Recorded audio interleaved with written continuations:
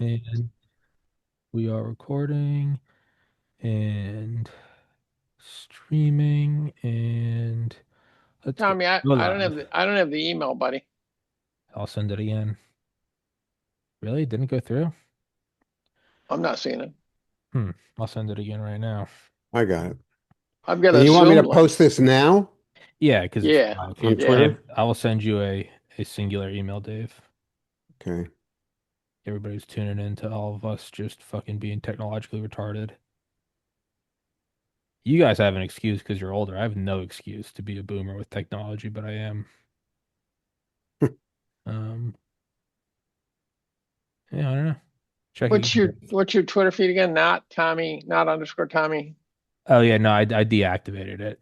So if it's still Okay. there, I don't have access to it. I found that my life was exponentially better and healthier when I Well, that's fucking wasn't on it, dude.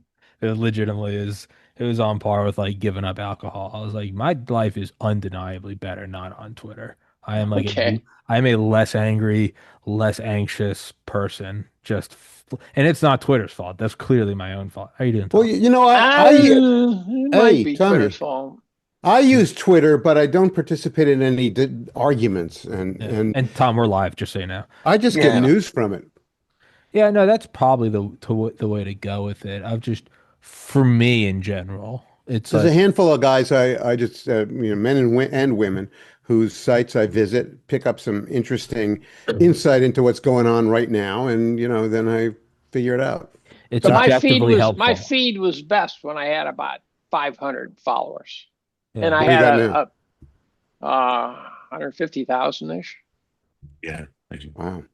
Oh, there he is. There's the man. So I just, you're right about that though. I just got a frontal assault from a famous Zionist who wants me to defend something that I didn't actually say, and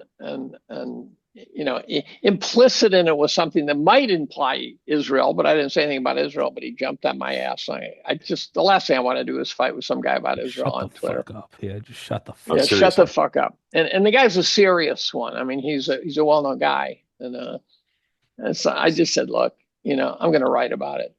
You're going to have to wait. To to what Fair. Jim was saying, what's the most pressing thing about AI? I would say, well, I think it tie into what Dave said about somebody described AI as, a really good autofill. Um, Makes me think of I read an article, I think 2023 or 20 no 2024, had to have been 2024, about the AI that Israel was using in Gaza, which I assume they don't do it anymore. They just hit everything. But for a while they were using something called Lavender, and it had rankings on higher up. If you're this high up allegedly in Hamas, then you're worth this many civilians, and lower down isn't, and all these things. And This when many civilians. Oh no, my no, legit, God. legit. It was No, it was a rank. oh my Yeah, God. it That's was a fascinating. ranking, and so everyone was like, Oh "This my thing's God. pure evil." And then we found out, well, Lavender was built for them by Palantir, by the U.S. So we were like, we had an interest in them trying it out. We're like, this isn't ours, but let's see what this thing does. And it was kind of fucked because what they did is once they got to a point where they had hit all these targets, well, they had all these fighter jets on the runway, just ready for hot drops.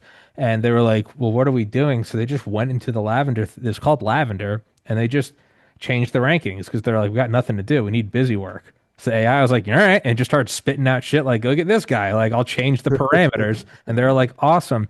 They described the once over that a human would give it. They would just check to make sure that the name was a name, and then that was it. To make sure that's all they did. Just make sure Wow. it was a Yeah. name instead of saying like fire hydrant. And that's what the large part was dictated that. So I don't think it really matters. It does. I don't think it really matters if it's sentient or Terminator or not. It's if we're using it as autofill, then it's only as good as we are. Of And course. I'm not too Well, hopeful. it also it's easily gameable because I think it basically squeegees the internet for all the drippings and then uses some statistical model to decide what is truth, and therefore you just flood the zone, Right. and your data becomes the answer. So it's just like trying to get your when you do a Google search, trying to get your link to show up at the top. hmm Yeah, no, you're right. And this is Dave. I agree with that model. And can anybody hear me?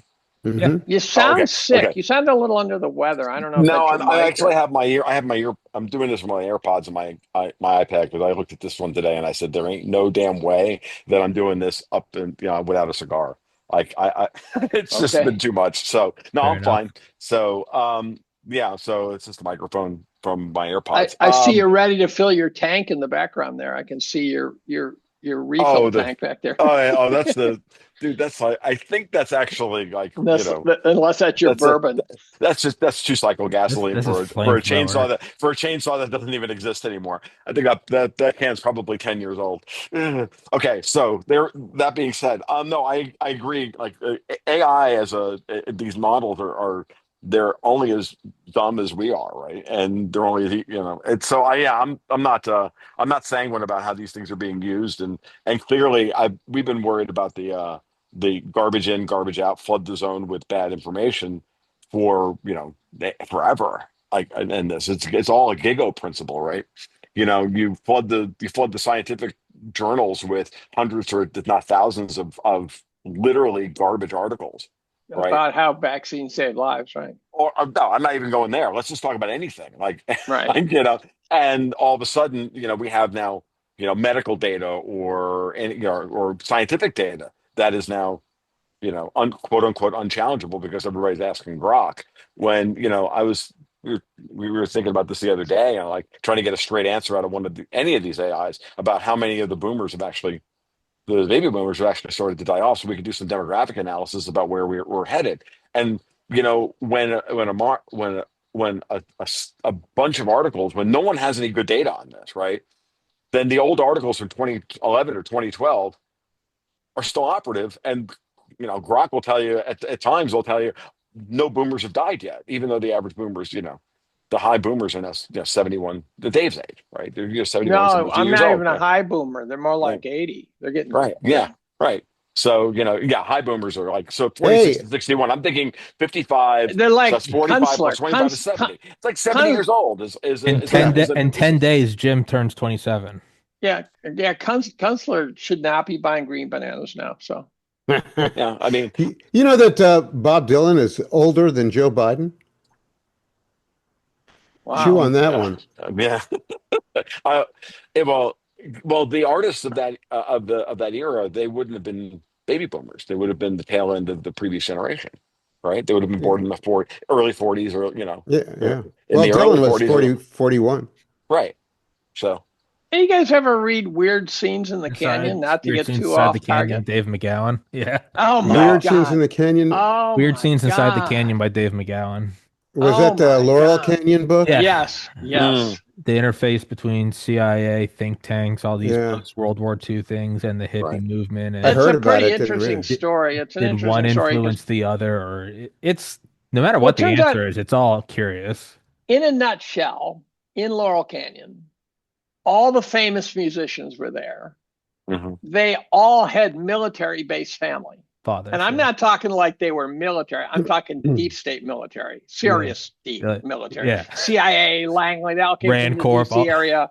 Like Jim Morrison, the Doors, and Frank Zappa was huge in the Yep. canyon, and Hmm. then there was a lot of fatalities in the canyon that were suspicious, and there was a cult in the canyon that was suspicious, and so the whole Laurel Canyon scene appeared, and at the end of the canyon there's literally a CIA headquarters thing that has a studio and shit in it. I mean, Lookout. It's called Lookout Mountain. that's It's a right. fully functioning movie studio for quote confidential films, And it turns meaning they like were guys never like meant to be declassified. David Crosby wasn't even a musician when they started putting together bands. I mean, it was really the strangest Yeah, thing. but hey, for one thing, they did produce a lot of really good popular songs, Yeah. The and question is that who was wrote them? Who unless, wrote them? yeah, he was, if he wasn't a musician in the beginning, he became a pretty good musician, I, a good enough pop musician, did and you ever see him live? Did you ever see him live? yeah, Because no, I don't know, I'm not sure actually if I ever the did. claim is Crosby, Stills, Nash, Young, Yeah. that Stills did all the tracks for it. Right. Well, Stills was probably the best musician. Right. But the Uh, claim is when they go live, mhm. they were just terrible. That's not true. If you see, it's not true at all. If you see the live tracks from some of the Woodstock tracks on No, no, no, YouTube. no, no. It turns out that gets addressed. They were not live tracks from Woodstock. Well, look, it's certainly conceivable, but I'd give it a pretty low percentage chance of being true. Okay, There's well, just there were just too many there were just too many occasions when they would have been put on the spot to perform, and if they couldn't perform, it would have been obvious. So, nah, I the don't buy claim it. is they were obvious. The claim is they were obvious. Hmm. I don't buy it. Okay, Well, we'll leave And that there's one also, for the there's the quality, Philistines. there's the quality of the pop songs themselves. And I'm Oh, I saying love that. I'm saying Yes. that they're pop songs because that's what they are. of But course. the fact of the matter is that the long playing record was the art form of my generation. Yeah. Briefly anyway, kind of competing with motion pictures, but it was, one of the premier art forms, and now it doesn't exist anymore. But during the period that it did exist, it was quite an important industry. It got a lot of support. There was a lot of money available, and Hmm. and rinsing Columbia through. Records was huge. Yeah. And, Well, they and, were all and huge. All the labels were all huge. They're all making a lot of money. Right. But it's important music in its own way, but it is what it is. Pop songs. The question is, though, were they more boy bandish than you realize? yes. Like That's the question. we know. Fabricated entities. Well, even the girl stars were, had boy bands supporting them and making their music better How than many were the everybody. monkeys and how many Well, so were real? the monkeys were in Laurel Canyon, Right. and they were respected in Laurel Canyon. So they were not considered to be a different slice of the pie. So the interesting part about it, this is where the whole Laurel Canyon thing is really interesting because then when you start thinking about the exact opposite of that, you have Frank Zappa because there Zappa's ain't an amazing story. right. Well, this thing. Well, again, this part of the conversation is really interesting because the other side of it is that Zappa's and his band and everything he produced is incredibly difficult. It's the exact opposite. They're like the hyper musicians. I didn't I, even say I, it's unlistenable. I would disagree I with mean, you. can you first of all, can you repeat one decent hook out of a Frank Zappa song? Uncle Da, da, Remus. da, da, da, da, Wait, da, Uncle hey da, there. da, da, Remus. Wait, wait, da, wait, da, wait, da, wait. da. Wait. Hey there, people. I'm Bobby Brown. They say I'm the cutest boy in town. My So car is Zappa, no, fast. here's the thing My about teeth is Zappa. shiny. I can I tell the gotta stop girls this. they I can can't kiss listen my to this. hiney, I've got to hiney, stop hiney. this Oh, fast. Look, I and got he was just a satirist. That was his value. His only no value. no, he Zappa. was not. No, Uncle No. Remus is a great racist song. It's hilarious. Satire is Satire. important within Zappa. I mean, "You Are What You Is," like that album, "Them or Us," like all of it. I'm a big fan of like the late '70s through the end of Zappa. I'm not really interested very much in the Mothers of Invention stuff, but the late '70s Zappa and forward, starting with like "Shake Your Booty" and going, or even "Hot Rats" and going forward, forget it. The dude shit's off the charts good and very listenable. Not all of it, depending on your point of view. My and my taste Zappa my taste ran the canyon. did he? Yes, Zappa was the main man in the canyon. And the other thing is, it is claimed that Zappa hated the hippies.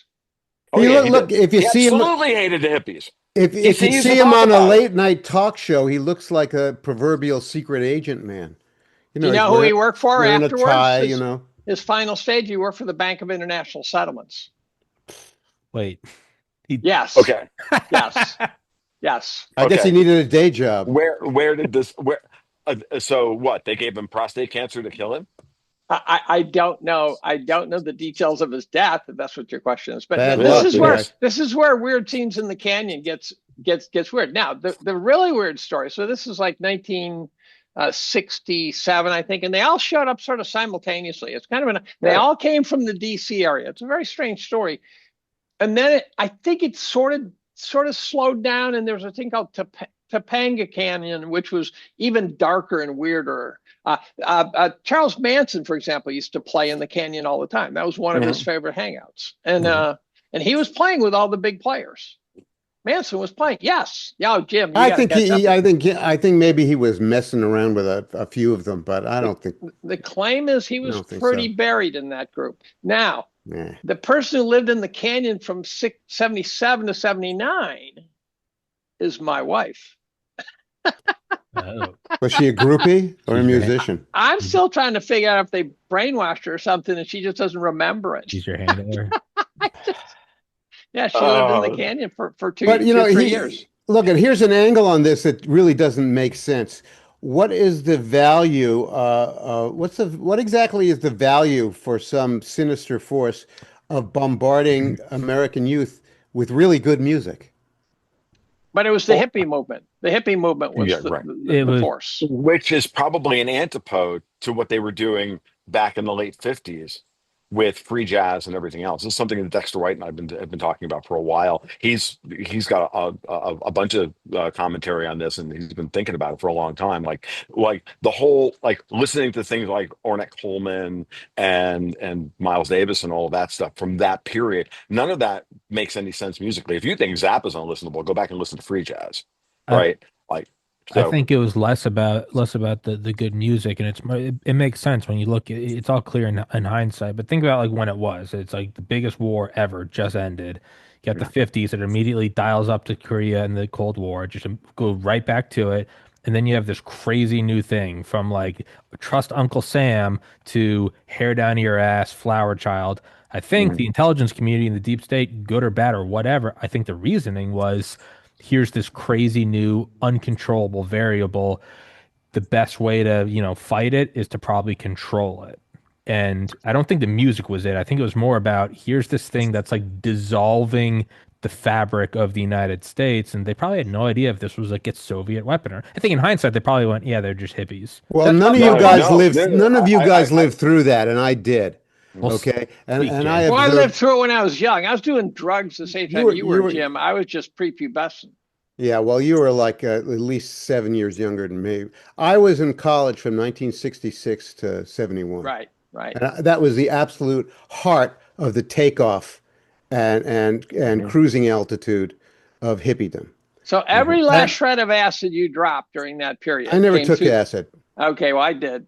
Every Good for last you. shred of it came through the CIA. They Well, good controlled for the you. I observed something else as I think it was an authentic generational phenomena. Mhm. And I think what the pop stars of the time reflected and what they expressed really was you had a generation trying to grow up, and it's very difficult. I wrote a whole book about this called Young Man Blues, about being an adolescent and a post-adolescent at exactly that time. And it was very difficult to become an autonomous adult at that time for various reasons.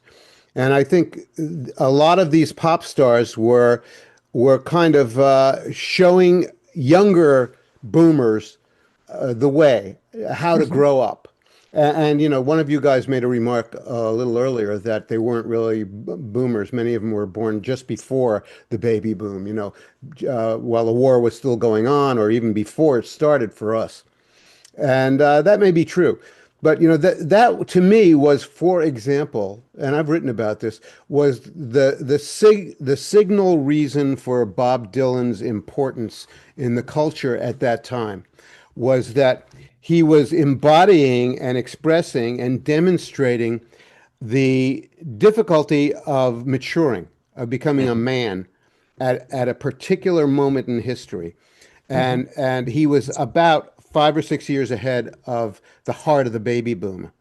And that was his role, was showing young men how to grow up and expressing it in his music. And he did it with such stupendous grace that he deserves all of the fame and fortune that he got for doing it. He's a Uh, poet. Okay. He is a So poet. at the end of the day, Jim, none of so just so you know, I'm not a huge fan of that era of music, but that's because it doesn't speak to me because I'm a child of the 70s and the 80s, right? Yeah. But I get it. But I've never really, I don't understand that era of music very, very well. Like the closest I get to it is going back that far would be really into the 60s would be like listening to a really, really early Death Row for me. So that's like 67, 68 and that kind of stuff. Oh yeah, absolutely. Like all the blues based stuff. So, but don't get me wrong. I wasn't making a derogatory statement about any of this stuff up front. Like it just makes No, sense I that just these think it's a it just different make thing than it, you described. I well, think it's well, different than what you guys think it is. well, no, hold on. All I meant was actually, if you think about it, about that a lot of the artists that, like I don't consider George Lucas a boomer, by the way, because he's 1942. He was born in 42 in Modesto, California. I I don't think he's consider him a also a boomer. shitty movie maker Well, for my whatever. That's money. not important. Not important. That's not important. Fucking What Star is Wars. important? What is important? And this is what I'm getting at is that the the tail end of that generation, that pre baby boomer generation, whatever you want to call it, are the ones that started the process of they were seeing the changes and they grew up during all of this and then started the process of speaking to the younger generation. That's their job, the previous generation, to speak to the next generation. So, you know, you can have your respect for Dylan. I can look at what Lucas did for my generation with Star Wars. Absolutely. Like if you don't understand the importance of Star Wars to Gen X, then you don't understand Gen I X. just think he's a lousy storyteller. Well, that's fine. And it doesn't matter. Like he made three very good movies that actually tell very interesting stories. But I don't want to get off on my George Lucas rant. We don't have to. We can agree to disagree because I fucking hate Okay. Bob Dylan. Because I fucking hate Bob Dylan. I think he's talentless and everything else. So there we go. And if you want to like, we want to drop names here. Like I'm a big fan of Zappa for a variety of reasons. I find the whole Laurel Canyon angle on Zappa to be almost interesting now that he's dead 30 years, even though he was the primary means by which to really signal to the counterculture of my generation. Because I when thought he Zappa was was the at, musical equivalent of Root Canal. well, that's fine. A lot of That's people, a not a lot of people say that. compliment. A lot of people say that about King Crimson. They say that about all progressive rock and yada yada yada, and that's fine. Got news for you. It shaped an entire generation, and it shaped the Well, generation that came after you. That came I what's don't after think you. really these. interesting, I don't think these what's two really worldviews are interesting, mutually exclusive, though. I don't what's think really these two interesting is worldviews the are mutually emotional exclusive. investment that y'all have in the music of your particular moment. Just like Right, I have an right, emotional investment in the music of 1965, of 66, course, 67, 68. You right. don't. You No, have no, I an actually do. emotional investment Just, No, in a no, later again, period. I think again, that and was I the agree. best period. I think that's the best period. I actually agree with you on that, Jim. I don't think these two Of course theories we do. are I'm are, not are, even are saying it's the mutually. best. I'm just saying Well, it's the that's stuff my I like. investment. It's the Well, stuff I like the best. Yeah. well, again, Um, and that's also what I'm getting at. What spoke to me is different than what spoke to you because we're of different generations. It's like yeah, this gets back to a theory of mine I've had for a long, long time, which is as that I think, for example, young adult fiction is the most important fiction because it's the fiction that's meant to speak to the people who are most open to a transformative experience through art, music, film, books, or whatever, because they're the ones searching for their individuation. That's what adolescence is. You'll like my So next book then. about great. a tranny. It's not about a tranny. I'm just guessing. No, but I think this is very. I think this is a very. I think we've touched on a very interesting and important subject here. So don't get me wrong. I'm not. I can have a different opinion about your music, but still Sure. fundamentally respect why you like it. But these It's fine. two worldviews, the one that I started this crazy conversation with, and Mhm. your view, they don't have to be mutually exclusive. They No, aren't. No, not at all. I'm just And not and sure that I buy the Laurel Canyon story. I just think well, Me the it's an either. I guarantee you, it's an interesting story. Yeah. could be, And yeah. guys like Jackson Brown's father was deep in the military. Um, Stills, I um, think, came from a military family. yes, Stephen Stills. tons of Timothy Leary was CIA from head to toe and barely hidden about. Yeah. Mhm. No. He lived there. Steven Spielberg spent Mhm. considerable time in the Well, canyon. I mean, he was younger, so wasn't the he? canyon. I don't know when he was there. The Canyon was this odd mix, but at the very core of it was some very strange shit, with some very strange stuff. Tim Well, Dillon, the man. whole hippie era was full of strangers. Actually didn't like it that much. I found I lived through the heart of it, as I just said, and Mhm. I found a great deal of it just flat out creepy. And it eventually, circumstances eventually ratified my feelings in 1969, the summer of 1969, when, Manson came along. And by that time, as Tom Wolfe observed a little bit later, that, the hippie thing started out as, like many movements, as a kind of elite social movement.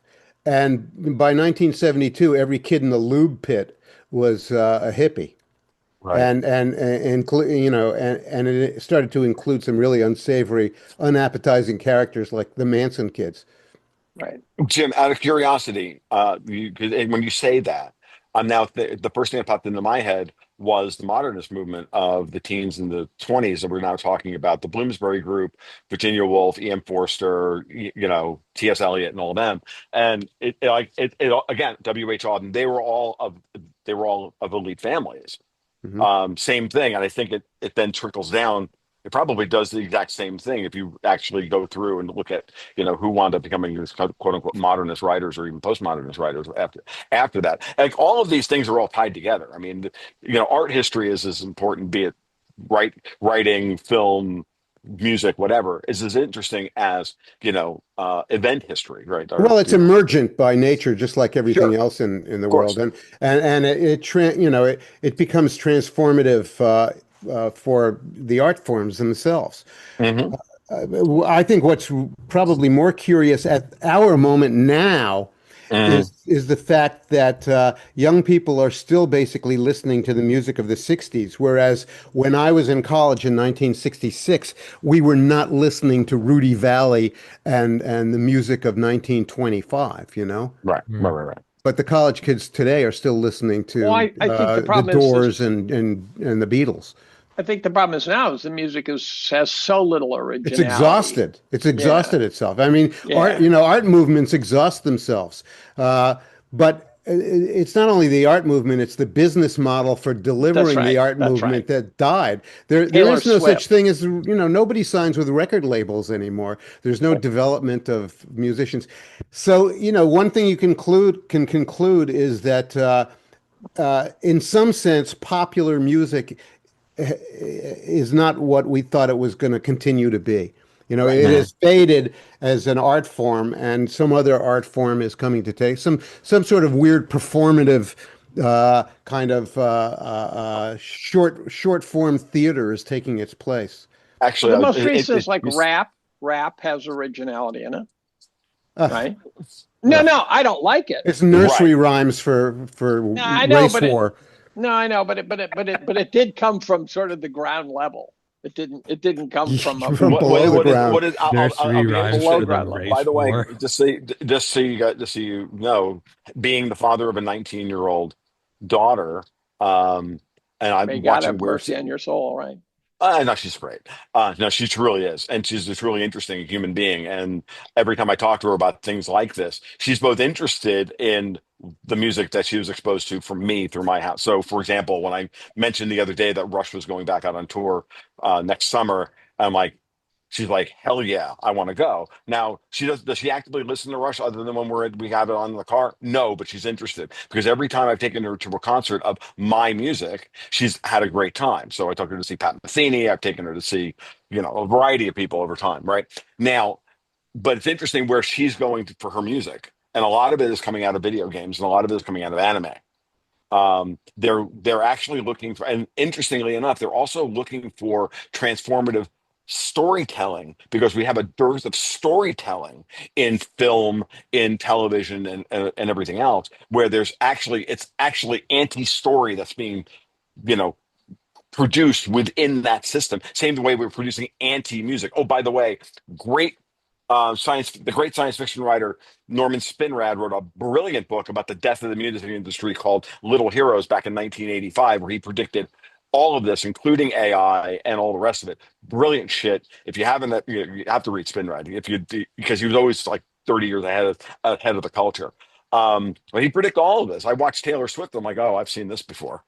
And I'm dead Yeah. serious. I'm not kidding. Like all of it. Like and so yeah, if you haven't read, and nobody has read Little Heroes because very few people even know who Spinrad is. But I bring him up all the time because I read a lot of Spinrad when I was in college and in high school. And this is it's important to understand that the younger generation is thirsty for real art. They're thirsty for good stories, and they know they're not getting them. And so they're looking for it in wherever they can get it, and they don't know where to go. They should The read my next movies are book. so bad. The movies are so bad now. There's so Mhm. few Yeah, they're movies in a year terrible. that are worth watching. What we're seeing, I think, is Gresham's law applied to culture. Exactly.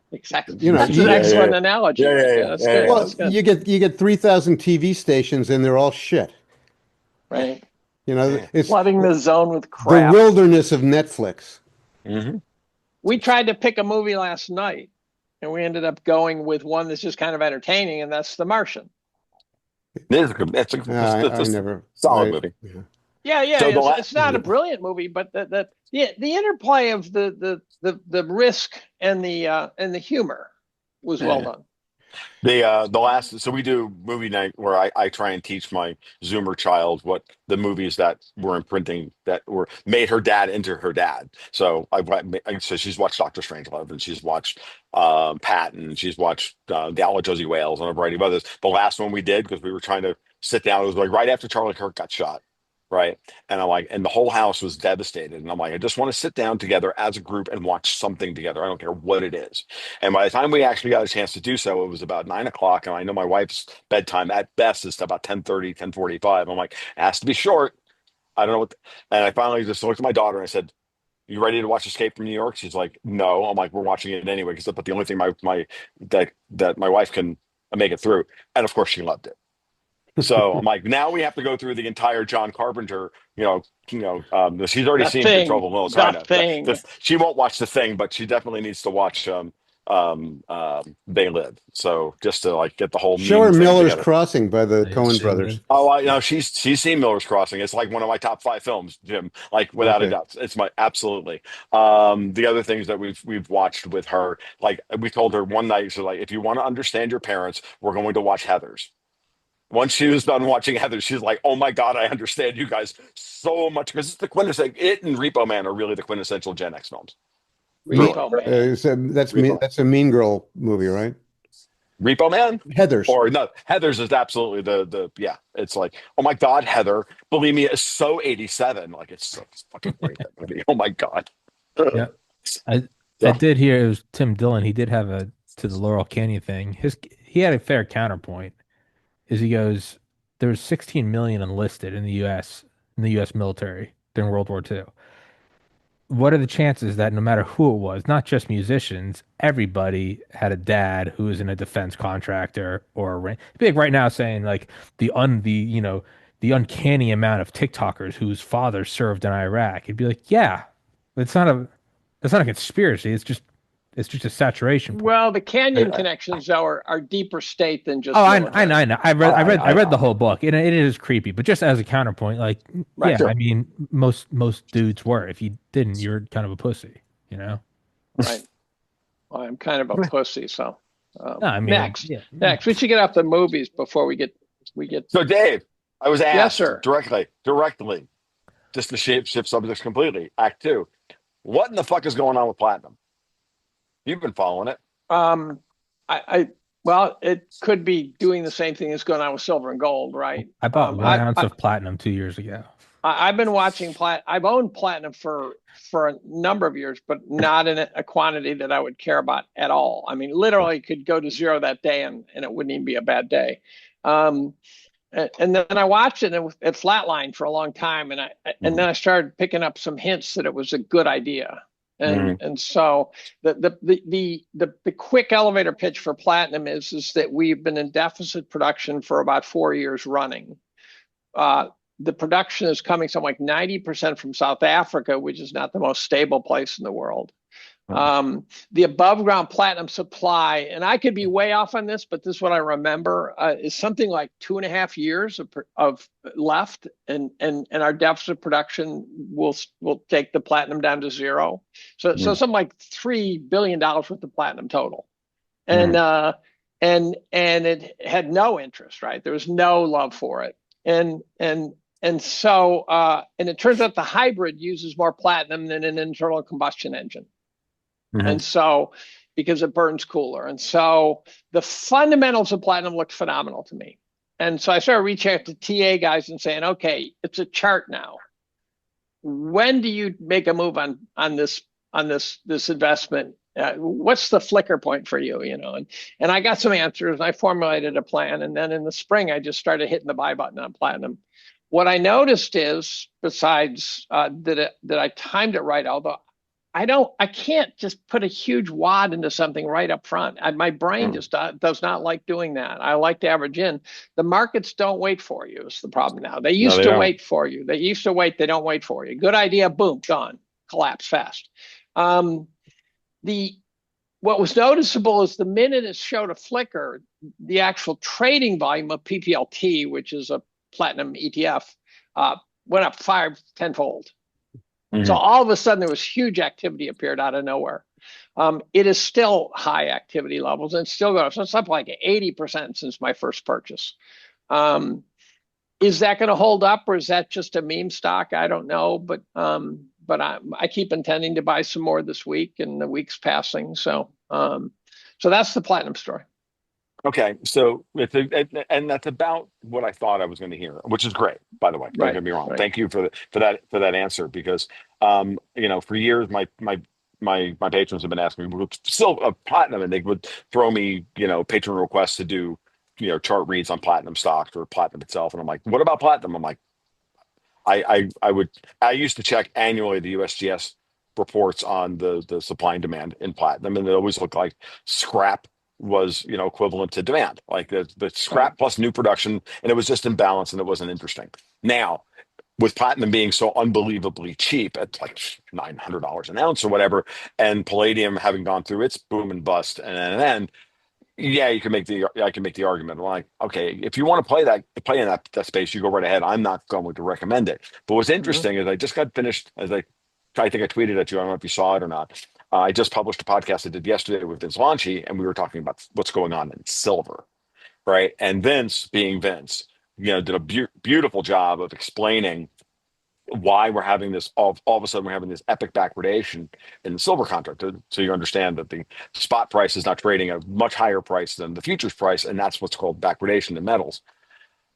We saw that in gold previously, but we know what's going on in gold. All the central banks are buying gold, and there's just no physical supply relative to demand, and it's all being hoarded because the central banks are all doing their thing. But silver, being an industrial metal, there's a lot of structural short out there, and there ain't enough silver because we're in silver supply deficit as well. And today was epic. Yes, today was completely epic. Yesterday we were doing this, and we were explaining, literally, we did the podcast yesterday afternoon about this time between 1 and 3 o'clock, and we were talking about the 40-cent backwardation to 40-cent backwardation in silver. $2, right? And I woke up this morning and I'm like, Vince, it's $1.40. He's like, I know, it's happening. Like, it's perfectly timed. So what was really interesting is that what's happening now is that the whole metals complex, the strategic metals complex, the same thing's happening in copper, same thing's happening. We're starting to see it across the entire complex in industrial metals. Is everybody scrambling for physical supply? There is no physical supply, and the traditional trades of being long one thing and using another metal as the hedge to be short is breaking down. And the LBMA for decades has been able to play that natural, market behavior and keep a lid on all the prices. And they've been drained. And what we saw in gold is now in process for silver. And I would say now probably platinum as well, even though I haven't done the actual analysis. But what you just said is confirmatory for that. So this is a very interesting moment. Okay, so why are they buying it now is the question. Well, it's because the entire global monetary system is changing. The Well, but those global others trade, are not monetary, though. Those others are no, not it's not. really monetary. It's not monetary, but the way but the fiscal system, but the situation for industrial production and the fact that we're now dealing with we're dealing with a re-regionalization of the global economy, That not would do a it. global economy. That's what's going on. Monetary policy plus global trade policy equals what we see in global capital flows. So it's interesting that your observations and platinum and how you made money in platinum, which is very cool. It dovetails nicely with what we're seeing in the silver and gold market as well. And it just means that it's metastasizing. And we're starting to see the same thing in copper. But I So don't buy something because I think it's going to go up. I are don't chase price. I mean, right, of I buy it because I think it's going to go up, but I do it on fundamentals. Gold, it's course. very hard because fundamentals are sketchy. But when you think the world's going to blow up, then gold has fundamentals. But something like platinum, it really required for me to get interested is that it appeared to be as though we were going to run out of what was available, Right. and B, the realization of what the demand would be. So it was a supply demand imbalance that I spotted. And then the TA part came in when I said, okay, it's going to happen by this model, but when? And I didn't want to sit on dead money for another 10 years. And that's Mhm. why I started turning to the TA guy saying, tell me when a flicker is more than just a flicker. And then I got a couple of those opinions, and then I put it together and said, okay, when PPLT does this, that's what I'm going to start buying. And PPL did it, and so I started hitting the buy button. Well, And I think I think you and I talked about platinum on Twitter a few months ago, and you asked me what was going on. And I said, I'm like, I just looked at the monthly chart and said, if it breaks $1,000, it's going to run. yeah, see, I I don't think in those terms. But I wanted to make sure it didn't get away from me. So that's why I was Right. paying attention to the Yeah. breakout issue. Yeah. I started buying, I think it was around May. But Yeah. before May, you'll see sporadic tweets where and last year when I wrote about platinum in my write-up on investing, I wrote about 3 paragraphs on platinum while holding about $4,000 worth of platinum. And Right. that doesn't warrant 3 paragraphs, but it was because I was watching it because it was in my sights, but it Mhm. was not yet in my portfolio effectively. So Could it, No, it's is fair. it, and I don't know how much of it's urban legend. I just looked it up and say it varies 100 either way. But like the nose cone of a Tomahawk cruise missile uses anywhere for 3 to 500 ounces of silver. So that's one weapon system. Mhm. Could it be that that's like, yeah, the production is not just in civilian. What else is Oh happening? yeah, absolutely. A massive rearmament across the planet. but the Well, civilian consumption is everywhere. Sure, yeah, Silver but is also everywhere. also shit and that's Everywhere. classified. Right. right. They're not gonna All of tell you these the supply lines for Raytheon. every metal we just mentioned is a strategic metal. Copper, silver, platinum, palladium, gold to us to in its own way. Lead is another one that's like sitting around. Zinc, like these are all incredibly important. But then we're going to get into the good ones: moly, molybdenum, Cobalt. tungsten, cobalt, tantalum. I mean, we start talking about those metals and forget it. And those are metals that don't have markets, right? Like you can't go and there ain't They no don't have futures futures contract on. market, right? Yeah, they don't have futures markets for tantalum or rhenium, by the way. But rhenium is by far the most expensive metal on the planet, by the way. It's also one of the most important metals on the planet. It's like No, $8,600 no. an ounce. The It fun, didn't used to Rhenium. be. the funny Yeah, shit. it That was went when through I a was like meme. That went through a that. meme phase of it did. I What's used it to do for? rhenium. I used to do rhenium chemistry. What's Yeah. it I'm for? Oh, I'm a, it's incredibly important in nickel superalloys. Hastelloy X and the whole Hastelloy series, which is used, as Tommy would point out, in jet engines and things like that. It's a very important metal for taking nickel superalloys and adding a rhenium's very 4,200 a kilo. is that it? Yes, a kilo. When I was buying it, when I was buying it to do research back in 2010, it was like $8,600. Like a A little bottle of kilo? like, dude, rhenium was like a bottle of perrhenic acid this big, like 25 mils, was some outrageous amount of money So what is the Outrageous final amount. what is the final applied result of doing the metallurgy that you just described? Probably high Well, tolerances, high heat tolerances yeah, it up doesn't and high, down, especially absolutely high heat tolerance. afterburners, Um, yeah, yeah, kind of yeah, thing. Yeah. yeah, yeah. This is where things like the single crystal rings on on the nozzle jets on jet engines very very important, and you can't get that with just a simple nickel, even normal nickel super alloys. It doesn't work. Like, and again, there's a lot of other metals out there that are um just as important for a variety of these. I mean, if we had stable supplies of all of those fourth row transition metals, like everything down there, like everything starting with tantalum and going forward, like osmium, iridium, we don't have good supplies of them because these are the space metals, right? These are the ones that only come when an asteroid hits the Earth and drops a whole bunch of them onto the planet, and then we go mine them up, and then they're gone. Like So you're gonna these find metals, this funny. I looked up the price of rhenium, and it talks about at one point it talks about the price of rhodium being $29,000. right? Yeah. And I believe that's an ounce. And it says rhodium parentheses not rhenium. Ah, yeah, yeah, not To rhenium. It's interesting. clarify for those who don't know the difference between the two, which No, no kind of difference. Oh, that and then there are other ones. I mean, it's all crazy, like Rhodium went through iridium a and all. meme. Rhodium went through a meme phase a couple of years ago. the Sure, one that sure. hasn't is platinum. Platinum is the one that's been Yeah, skipping the meme phase, and that's the other thing I find encouraging because it seems like it will. Now, copper confounds me because copper is simultaneously, an inflation hedge and a metric for the stability and the quality of the economy, and so yep. there really are two opposing forces battling on copper. Mhm. So I think stagflation would produce a schizophrenic metal with copper. I think copper is. I'm looking at copper. I'm looking at the epic battle for $5 in copper. And if you look at the chart, and from as a TA guy, and then as a fundamentals guy, I'm looking at copper going. They've been trying to hold copper, below $5 a pound for 6 months now, and they're failing. They're failing bad. And we'll see. I also think that they're trying to take. I think there may be some, trying to take copper stocks off the board. There's copper production off the board as well. So it's gonna be an interesting phase. We got a lot of people out there who have a lot of power. They're in burn it all fucking down mode, like the whole world, burn the whole world to the ground mode. Because if they're gonna lose, then they don't want anybody to inherit the earth. We got news for you. I see that playing out in a variety of aspects of our commodity markets. Let's just put it that way.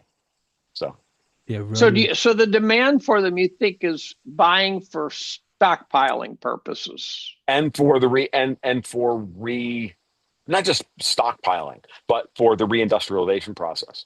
I mean, copper is an obvious one. They're talking about all these data centers that they want to put online and all this other stuff. I mean, not that I'm a big guy into this AI boom, which I think is another massive malinvestment that It's all we're dog doing. shit.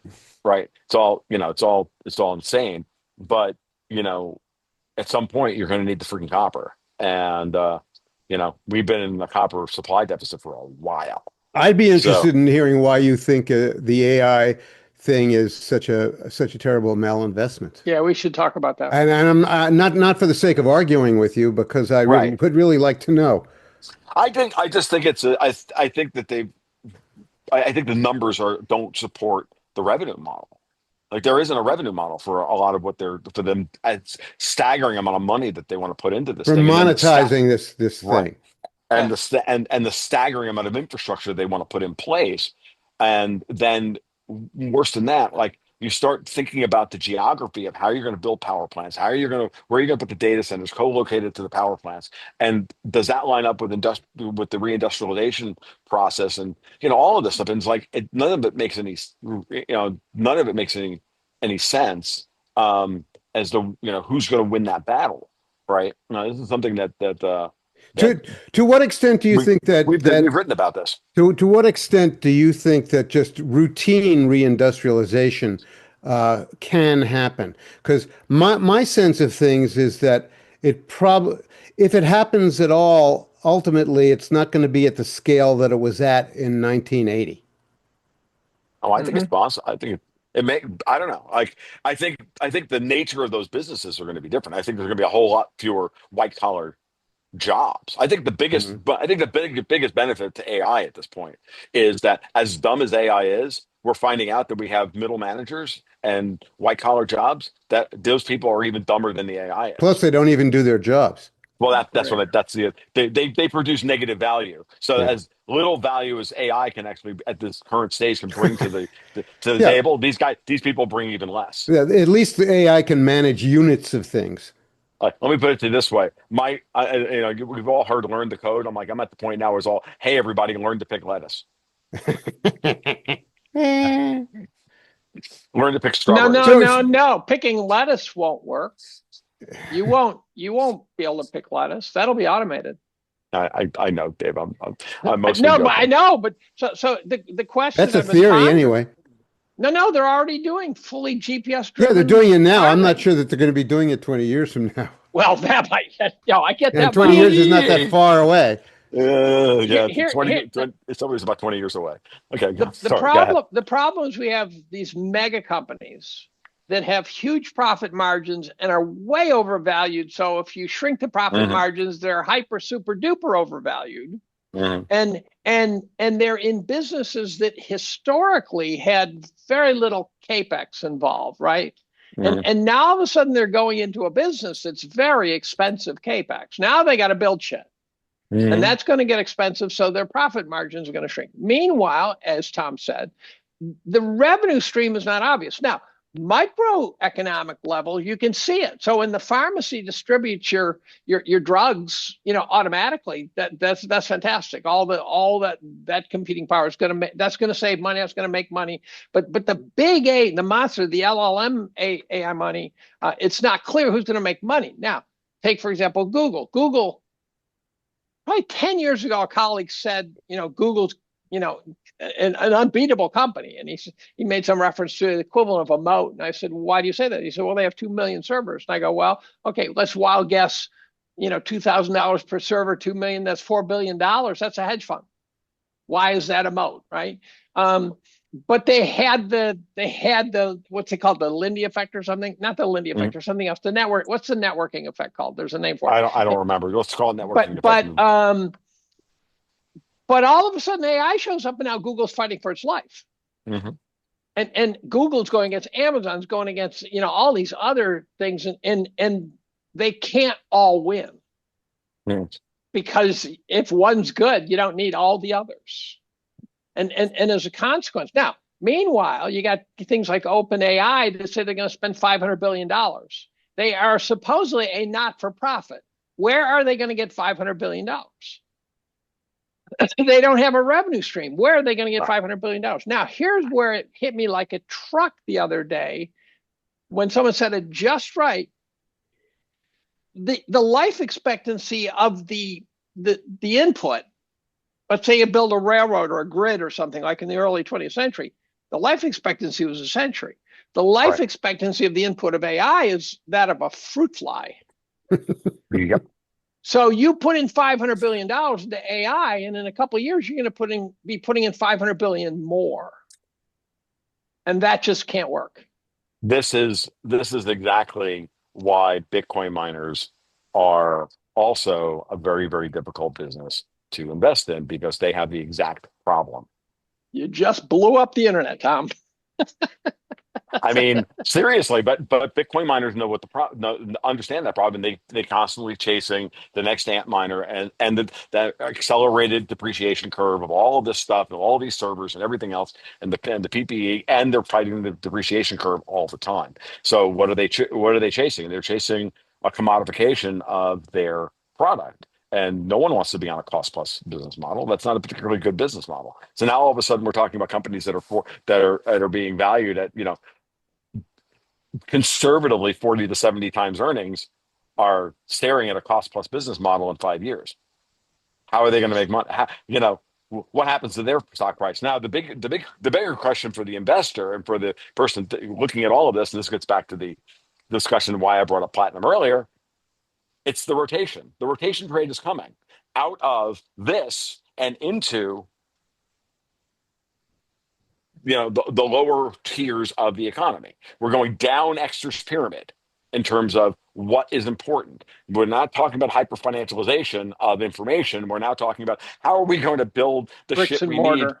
Right, bricks and mortar. And so the commodity markets and the commodity producers, and that's where the infrastructure comes in. And that's why at the end of the day, it's really not learn to pick lettuce. It's more like learn to lay copper, right? It's learn to, be an electrician, learn to be a pipe fitter, it's the whole micro, sweat pledge thing. I'm dead serious.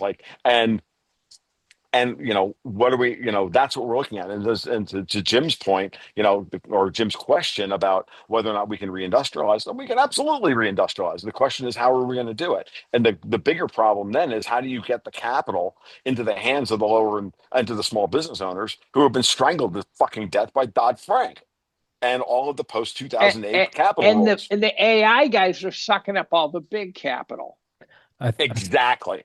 Yeah, and the AI stuff could very well end up being just a big fugazi. Exactly. It will end up. So being all a the big money's fugazi. going Yes. into fugazi. Now, as I did a podcast 2 days ago, and the guy made reference to a Mike Green, David Einhorn conversation I must watch. I went and watched it. It was really eye-opening. And Einhorn, who is a value guy, said, it just doesn't work anymore. It just doesn't work anymore. And What's so the it? What's that? What's the it? The it? Yeah, you said what's the it that doesn't work anymore? Investing by historical logic. Yes. And so he says that value just doesn't work anymore. He says at one point I had this vision that I could show that a company was crooked and lay out the details that showed the company was being profoundly overvalued, and the market no longer cares. They just don't care. Now, the funny thing is he says I can find companies that don't, turn out cash flow, and I can put in my pocket and this and that. And that. So he's doing the royalty trust model. That's what I call it, where you say forget about whether the company's price shares go up or down. You get one that puts money in your pocket every month. Yep. And if you do that, then you'll be okay. But he sort of said it in a way like we're never going to go back, and I don't believe that. Now, the reason is because if we really are in some permanent state of shares don't reflect the underlying economic activity, then they're just NFTs, and I just don't think that's a sustainable model. I just don't believe that will work. I agree with you, Dave. I do. I agree with you. I know this is, we can disagree on where on the trajectory of how current valuations are going to, are where they're going to go, right? How they're going to get resolved. Right. How it's going to get resolved. We can argue about that, and you and I have, many times in the past, and should continue to argue about these things because that's the only way we're ever going to figure anything out. But the basic idea that eventually we're not going to get back to, oh, by the way, you got to generate some freaking cash. Oh, by the way, you got to make widgets. Oh, by the way, people got to eat. At the end of the day, also, and again, this gets back into, what is the value system of the younger generation going to be? They want authenticity and they want agency. They don't feel like they have any agency in this current system, that they have any way of getting and partaking in this system, that they're just wage slaves or feudal slaves or whatever the hell they are. I think they'll be inclined to just let it blow itself up. I agree with that. In fact, the problem is you're right about them not having agency. The problem is I think it's also broken them. Mm-hmm. And so if you hire one of these guys and you offer them opportunity, I'm not sure you can get out of them what you need to get out of them. Maybe. And what I'm arguing for, and I think this is something we should all, argue for, and we should work towards in terms of what we're expecting out of public policy and everything else in the attempt of trying to fix these problems, is we have to give these kids the hope that there is agency in the future return. That's it. It's Jim, what you just described is the radicalization of the youth. And I think it comes down to, I've come to believe over time that the political spectrum is not a line but a circle, and that the extreme anarchist right and the extreme anarchist left are exactly the same people. They're just using different justifications as to why they should chuckle and collapsitarian and burn the entire system down. They're just nihilists. So to invoke another you can also call them libertarians. You could, and yeah, no, I agree. I agree. And I've come to that. I've come to the conclusion that that's the problem. On the right, they're libertarians, and on the right, on the left, they're Marxists, and the and that's where we can now like invoke the Big Lebowski, say what you want about National Socialism, dude. At least it was an ethos, right? Uh, so now the question, again, not advocating for that, just reminding everybody that that's where we are. So the goal is to kind of try and keep as many of these kids from going out there as few Tyler Robinsons. And I'm not here to argue whether or not Tyler Robinson did or did not shoot Charlie Kirk. I'm going to go with the basic argument that he did, and he did it for the reasons stated and everything else, and use that as an assumption in order to make this point. Because that story, true or not, is true for other kids not named Tyler Robinson. Right. And so what we got to do Mangione is is a bring them. better example. Mangioni's a better example. Yes. Okay. Mangioni's a perfect case study in that because he's now he's a folk hero. Yes. Yes. And now we've got to try and bring these kids back towards the center. And that's what I've been watching. And so when I sit down and I start to do the analysis of what I'm seeing out of Trump, good, bad, and indifferent, versus the forces that are arrayed against him, it's very clear that the forces that are arrayed against him are all trying to radicalize and create a color revolution environment here in the United States and around the world in order to collapse the system for us to fight amongst ourselves while the high table where are stays these forces coming from? That's the $1,000,000 question. No, it's not that far. It's very okay. So one of the things that I've tried to do, you guys have heard me go on these rants 1,000 times, and I've tried to. I've thought about it a lot recently, and as I do this, I think that the problem is there are at least three stratas to the game. There's I like to put it as middle management, there's upper management, and now there's what, for lack of a better term, the high table. This is where I get into like the John Wick thing, but it's no different than Davos or whatever you want to call it. It's right. It's the high table. It's whatever you want to call it. I don't give a shit. I'm going to use the high table because no one else uses it. So we interact for the most part on Twitter and in social media and on podcasts and everything else. We all interact with and are thrown in front of us and as chum middle management, people like Hillary Clinton and Pelosi and Gavin Newsom and everything else. Then there's upper management, and that's people like George Soros. And then there are the people like, I would say, that LARPing mob boss like JB Pritzker, in Chicago, who wants to become upper management. Gavin Newsom, same thing. Emmanuel Macron, same thing. They want to become upper management. Trump is now attacking not only middle management, but upper management, i.e. going after some people like Soros and the cartels, because they're the enforcement level for the high table. Yes. And Let me present an alternative model to ask you how you shoot it down. And that is, the alternative model to me is potentially that Trump appears to be fighting those guys, but it's his way of putting his offensive team on the field and putting someone else's defensive team on the field. And that he's actually like the dog chasing the car. He doesn't want to catch it, but he does want to chase it. And so for example, Comey just got indicted. The odds of Comey going to prison is what? 0. Low percentage. 0. Because he's being tried in Alexandria. Well, also he's being tried for the bullshit. He's not being tried for the good stuff. But you know what? We don't know whether or not he's going to be indicted for further crimes. Right. We don't. And especially for a larger RICO crime. Yeah, Trump's talking about giving a pardon to Ghislaine Maxwell. Yeah, she also got transferred to low. She started there. She's a low security all the way. Maybe, just maybe, we don't actually know that entire story. Well, I'm sure we don't. She sure didn't give away a lot in her interview with Todd Blanche. No. Hey, I want to say something about this discussion we just had that we're having. The younger generation does not have a sense of personal agency. Cannot navigate in their own lives through this morass of shit and fugazi that they're involved in. What I think is that they perceive that much of what goes on in their society is happening at the wrong scale. And Hmm. and really the only way that's really going to change, apart from deliberately blowing it up through radicalism, is going to be an emergent process. Wherein the the components of the system understand that they're not operating at scale anymore, and they're forced to make other arrangements. Now, you're seeing this pretty vividly right now in the whole commercial real estate sector, where we're discovering that the skyscraper is an obsolete building form.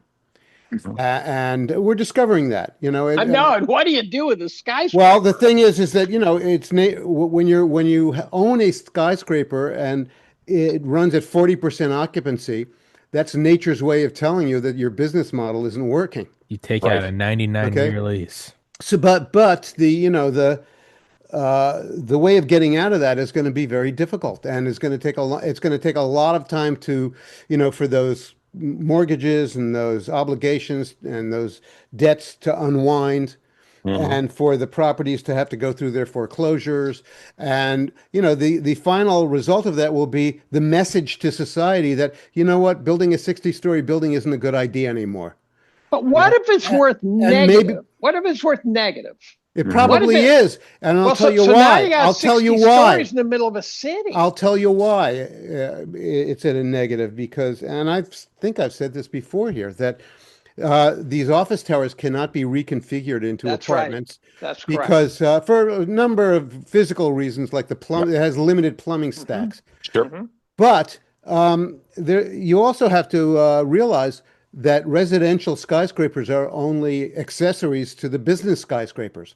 And if Right. nobody's going into the office buildings, then you're not going to have a population that's going to make a market for apartments. So the whole business model for the skyscraper city is pretty fucked.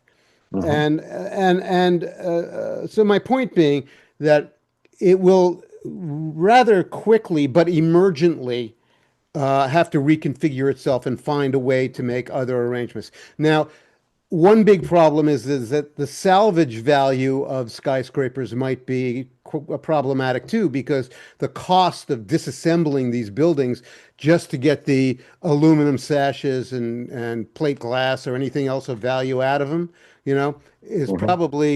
probably not worth it. That's what I Yeah. mean by negative. That's And yeah, what of if they course. what if they become just like Point a taken. Like, It will probably be, and that's for careful disassembly. For demolition is another matter.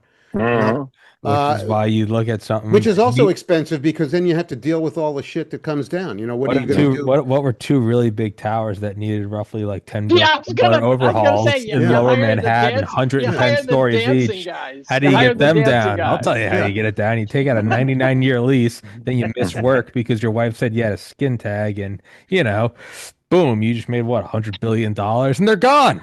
Fuck. I didn't even know where it went. Yeah, What are we talking supposedly. about here, Tommy? I'm Talking missing about this the plot World line. Trade Center and Larry Silverstein. We made a fucking killing off those two buildings. They were known to be swaying. They were known to be full of asbestos, and they said the demolition alone Oh would cost God. $1 trillion. Yeah, just like my car yesterday. Um, Just But what it anyway, is. getting No, back to best case scenario, 9/11. Best the case younger scenario, 9/11. generation, Yeah. I would suppose that they perceive that this is a major problem, and mhm. so it's either going to be, demolish the system through radicalization, or let emergence take place, let emergence take care of it, Yeah. and that might be a long time for them to wait. Of course. Of course. And they're swimming in non-dismissible debt. So they're really demoralized. I mean, they are demoralized to the level that's not imaginable. Yeah. Oh yeah, Yeah. By the Yeah. way, demoralized to the point of psychosis. And if I someone and asked me what should my kids study in college, I don't know what I'd tell them. STEM, yeah. STEM or I have fuck no off. idea. STEM or fuck off. I'll to be honest with you. I STEM mean, isn't even totally safe is the Let me go problem. clearer. Get into medical school. I got into medical school. Do that. And if you can't do that, don't go to college. I'd say buy them hand tools, really good ones. Or agreed. go into like a blue collar job. My buddies that are electricians and plumbers are doing better than every other friend I have who's a lawyer and doctor. A Uh, friend of mine sent me yeah, a video today I agree. of a German guy who is still an old-time well digger.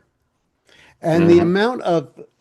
amount of old old time technical expertise that this guy had Yeah. was just unbelievable, Mhm. including fashioning an entire casing for the pump and the pump head out of a log that was, 40 feet long, Yeah. and the valve assembly for the top made out of wood and leather for Mhm. the simple piston that is a leather wrapped piston to go down. So And this leads to the other question. So Trump wants to reindustrialize the country by onshoring industry. Who is going to do this work? Well, Right? that's Who's going to build the factory that makes microchips? Who's going to run the microchip I factory? still think Who is still have we have the plenty. I expertise and still the manpower for that. Well, we I might have know. the expertise, but they're not out of work. Here's They're the thing. working. I think again, it's really funny. I don't have a huge like I have these conversations with my daughter, and I was talking to her the other day, and she said, and I said, it's funny, like we're in the process of building a second home up in Tennessee and all this stuff, and I've got a friend of mine, one of my patrons actually, is doing the electrical work on the first hookup that we're doing, and I'm like, there's always possibility that like his business is expanding. I might be able to like swing you into an apprentice job with him. She's like, I would love that. I mean, she's like, she's at that point, and she's 19 years old, going to be 20 in April, and she's like, this entire system, and she's got a good starting job over at UF, like at UF Health, doing some work in the skin cancer department over there. Like she's making decent money. She can take care of. She's going to be able to take care of herself. Like it's not bad, but like she doesn't want to live that life. Like the kids are looking for it. I'm telling you guys, Mike Rowe was right about Yeah. everything 15 fucking years ago. About every fucking thing. We need pipe fitters, we need steam fitters, we need welders, we need dirty jobs that people like. He's like, I go if you have not ever watched Mike Rowe's TED Talk from about 2008, and he talks about the lessons from dirty jobs. Go watch it, and he'll tell you every one of these guys. And he's talking to a whole bunch of intellectuals in the audience. He's like, guys who do dirty jobs, happiest men I've ever. They whistle while they work. Guys who clean out sewer pits whistle while they work. Okay, You guys, know this. and why they make money doing the shit that no one else will ever do. They didn't go to college for it. They just looked at where everybody else was going, and they went 90 degrees to the left and said, "No one's doing that. That needs to be done." And then they went and did it, built a small business, and they're silent millionaires all over this freaking country and everywhere else, and they're everywhere, and They're also visibly accomplishing a lot of small things every day. every day, And And every and that's li- a and But they're it gives you a tapped. sense of purpose yeah, in that's Try life a to too. huge hire one and thing. see how long it takes to get them on site. They're tapped. and My point is, yeah, we're using all those guys. Now, have you ever heard of this thing, Message to Garcia? This is a Sure. great story. It's a Message to game. Garcia. No, no, no. It's a guy who wrote an essay in something like 1898. oh, okay, It's also a kid's game. Oh, is okay, that right? Yeah. Oh, yeah, I didn't know that. Yeah. And basically, some guy needs to get a message to some guy in the Spanish American War. I'll tell the audience, you obviously not you. And the guy he says, "Oh, Joe will get it to him." And so the guy calls in. Joey says, "We got to deliver this message to Garcia." And Joe says, "Yes, sir." Leaves, comes back a week later, says, "Delivered the message." And the guy's in this essay. They don't even know if it's a true story or if he just thought of it. But apparently they gave it to every military guy over the last 100 years. And he basically said, you notice Joe didn't say, how do you do it? I don't know how to do it. Where do you want me to go? He just went and solved the fucking problem. right. And then he came back and they said, and at the end it says, Joe will always have a job. Joe will always have a job. And so oddly enough, my son who works at the council is starting yet another company. The first one worked okay, but didn't get off the ground really. It's to get people at the ground level, up to the ground level of HVAC repair. There's like this certification step you got to get to, and then you can get a job, and they teach you how to do it. Right. They teach you the trade, but you need the certification step to be done with. And he's doing the certification for doing HVAC. My son has nothing to do with HVAC. He just spotted the niche. And Mhm. I said, this guy Matt Smith, who's saying don't go to college. he's got a totally different view of higher education. He has these like learn to fly a plane, learn how to build a house, learn how to, Right. and all these different chapters. Mhm. And over the next 4 years, you take all these different things, and then you really understand how the world works. Mm-hmm. And it's a really interesting idea. I'd, Well, I'd, I'd I can say tell you guys, I was saying, Tommy, let's just speaking of building a house. Like I didn't know how to do any of this shit, and I went out with my wife and we built a house. And this thing that you see around you, we built it, and I didn't know how to drive a nail straight, and I didn't know how to barely knew how to operate a screw gun or anything. I mean, basic stuff. I knew how to do something, but like the basics, like I didn't know how to do any of this shit, nothing. But I'm like, I can do this. It's not that fucking hard. It's just how do you build a house one board at a time, one task at a time. It's a series of 100 million small tasks that have to be dealt with.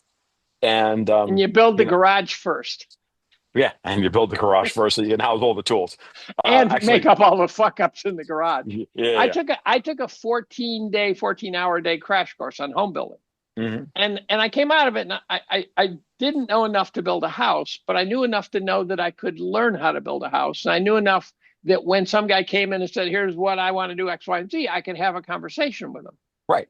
And that's really important so that when we go to work on our second home up in Tennessee, what we're going to wind up doing, I know that it's funny. I was chatting with Dexter White yesterday. He's like, oh my God, that poor, I feel bad for your builder, whoever it winds up being. I'm like, no, he's going to love me. You know why? Because he's going to say, blah, blah, blah. I'm going to go, yeah, do that.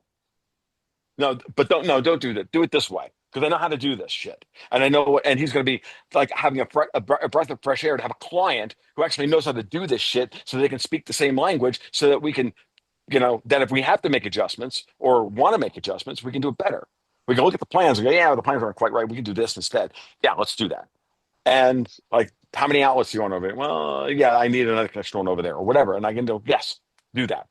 I had a bad leak last night, 2 nights ago, and you're going to love why. The architect, who's a Cornell architect, made part of my roof flat. You don't ever build a flat roof. Not in New Never. York with a snow load. Well, not just that, but just rain and stuff like that. And so We have a lot of flat roof houses in Florida. It's doable. It's not great, but you can do it. My first home was and then a the flat other roof. is the skylight. You make a perfectly good roof and then blow a hole through it. They Right. always fail. They always fail. It's like And never I've got buy a some of car those too. Yeah, never buy a car with a sunroof. Same argument. Like, Right. how do you destroy a perfectly good car? You put a sunroof in it. Like, Well, the other thing is that's the same problem. The modern cars have all these gizmos and bells and whistles. God, They're all gonna fail. I don't understand why some manufacturer doesn't come out with a $9,000 simple car. that has like a simple straight four engine isn't that that the anybody, Hilux? with an old style carburetor that you can just fix yourself. Isn't that the They're not Hilux? legal. But we They're not legal. exclusively Wait, use Not it legal. for terrorists. I can answer that question, Jim. It's very simple. Cafe was punishing them. They couldn't put those cars on the market. That's right. That's exactly right. Okay. Now that the Cafe fine has been reduced to zero from $5,000 to $7,000 on a sliding scale per automobile, You think you'll see that? we're going to see it. We're going to see it coming. Yeah, it's in the auto manufacturer's best interest to bring those cars here to the United States once they can get. Oh yeah, again, everybody, all of the major manufacturers, Ford, GM, Nissan, Toyota, Ram, they all make these great cars. You go to Mexico or South America and you see the cars that they sell down there. And yeah, you can find all sorts of really cool little utes and small pickup trucks and all this shit that you can't get here in the United States because of CAFE, because of NHTSA, because of safety regulations, this, that, and everything else. All those things were designed to make transportation in the United States more expensive, not better. They were not meant to make it better. They were meant to destroy the car industry. Absolutely. CAFE was designed to destroy the car industry. In whose interest? In City of London and Davos's interest. They want to destroy. The United States is so fucking big, it runs on cars. Yeah. We cannot do what they do in Europe. Europe, they have 800 million people in an area the size of the eastern seaboard or out to Texas, half the country. We have 330 million, 350 million people, depending on whether you're counting the illegals or not. Um, Over three times the land mass. You Jim, you should can't write a book do. about this. I know you should, but if you add cafe and many other things, and now we get into Federal Reserve policy and all these other things, you get into all of this stuff, you realize that this was a war on transportation, climate change rules on emissions, this, that, everything else. Why do we not have small diesel engine cars?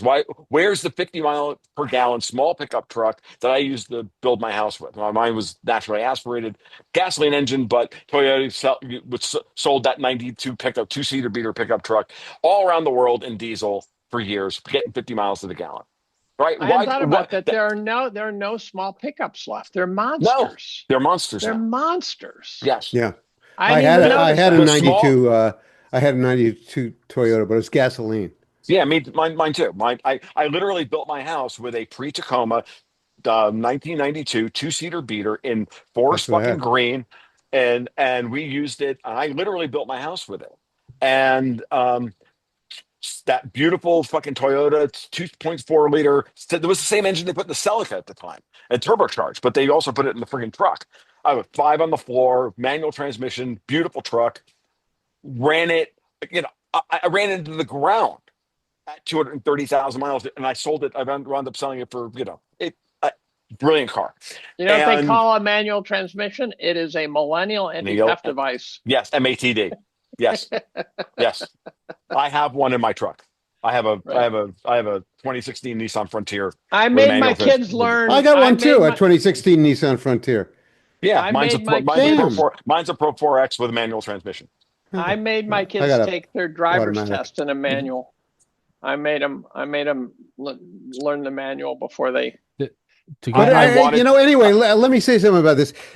Since Dave alluded to my book, The Geography of Nowhere, Mhm. the whole picture is much more perverse and complicated than it even seems on the surface. Because it is Yep. true, we have a large continental-sized nation that at this point requires cars, not so much because it's a large continental-sized nation, but because we've configured the human habitat part of it in such a way that we can't get around it without cars.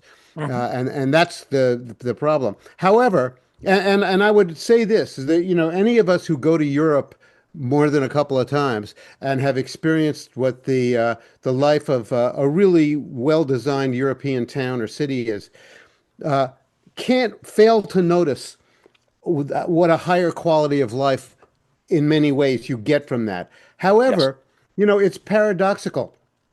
Um, Mm. Even with great urban design, you get a lot of perverted political and economic fiascos.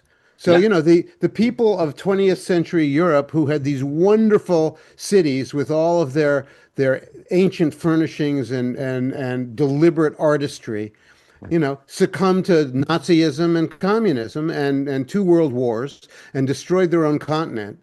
And so, it turns out that good urbanism is not necessarily a I remedy for bad politics, no, I as think it turns out. I think But, that's wouldn't you prefer to live in a beautifully designed town that you could Of walk course. around comfortably? Of course you would. Of course. But, but I mean look where but the it fact goes. is, in America, we're stuck with this demolition derby that we live in, and we're the sunk costs of having built it are already so forbidding that we can't imagine changing it.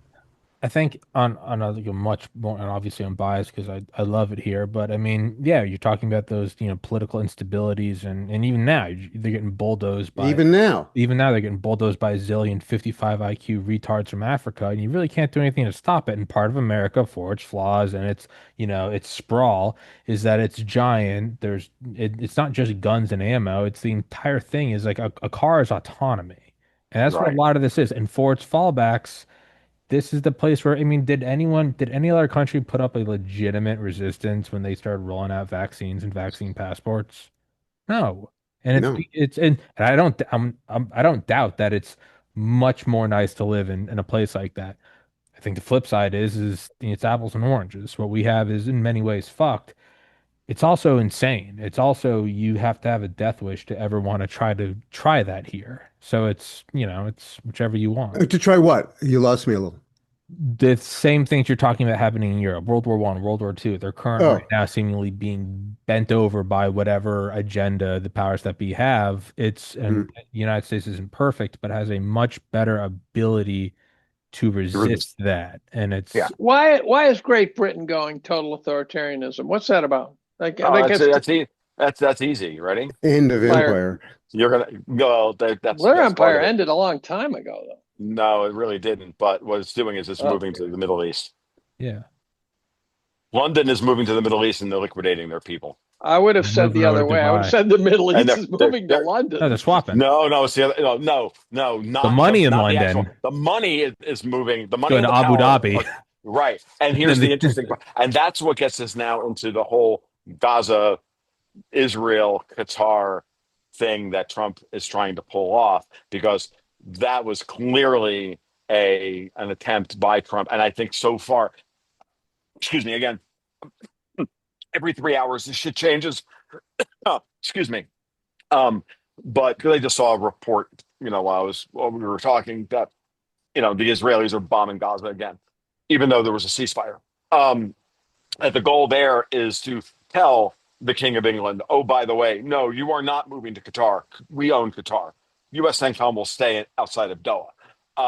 No, no, no, no, no, no. There's again, we start talking about the high table, upper management, middle management version of my version of reality, and it's very explanatory of a lot of the things that we see now. Tom, Is it do you so? think that Trump read King Charles the Riot Act when he went over there a month ago?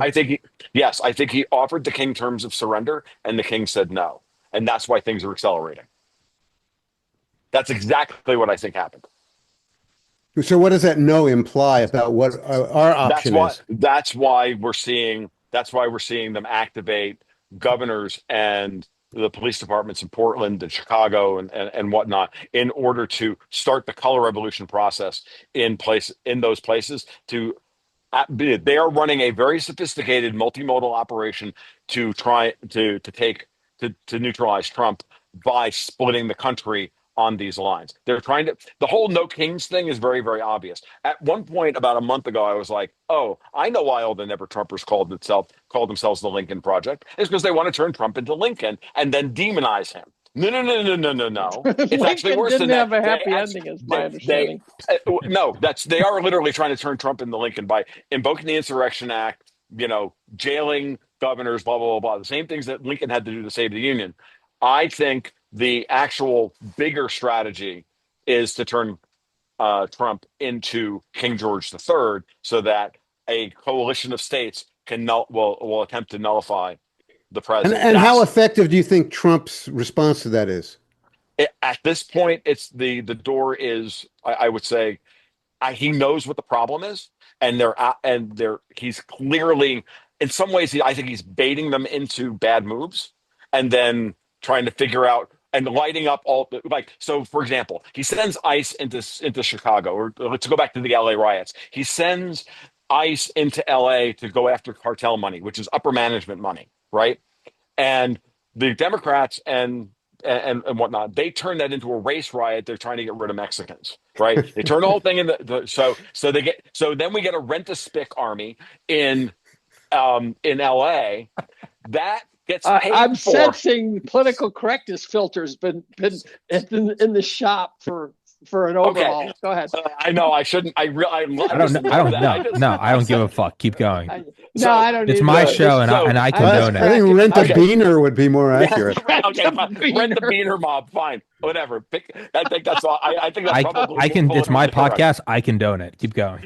Okay, so now, so you create that, and then you activate, open commies like Karen Bass and Gavin Newsom and all the rest of them to say no, Trump doesn't have the right to do this. Meanwhile, they create this rent the mob, Beaner or otherwise, and put them into and get them rioting. Now, those cost money.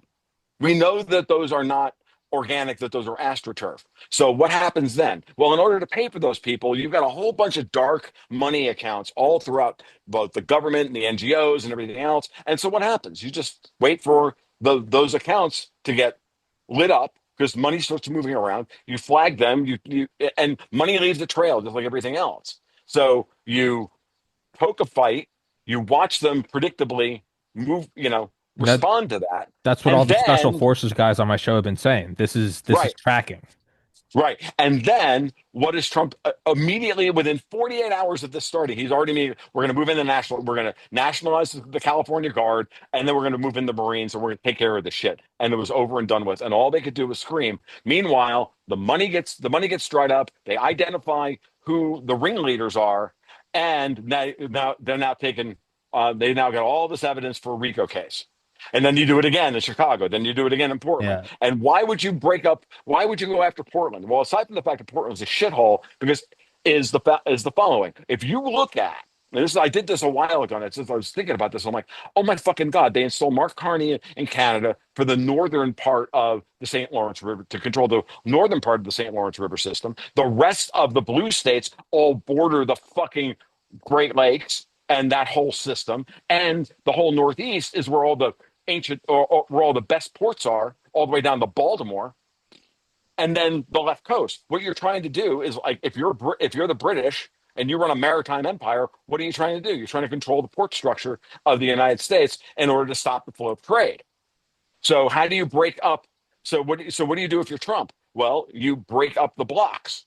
You break Oregon off so that they can't secede. So Port of Washington LA, and Port of, yeah. or yeah, and so that's why you go into Portland. You break that off.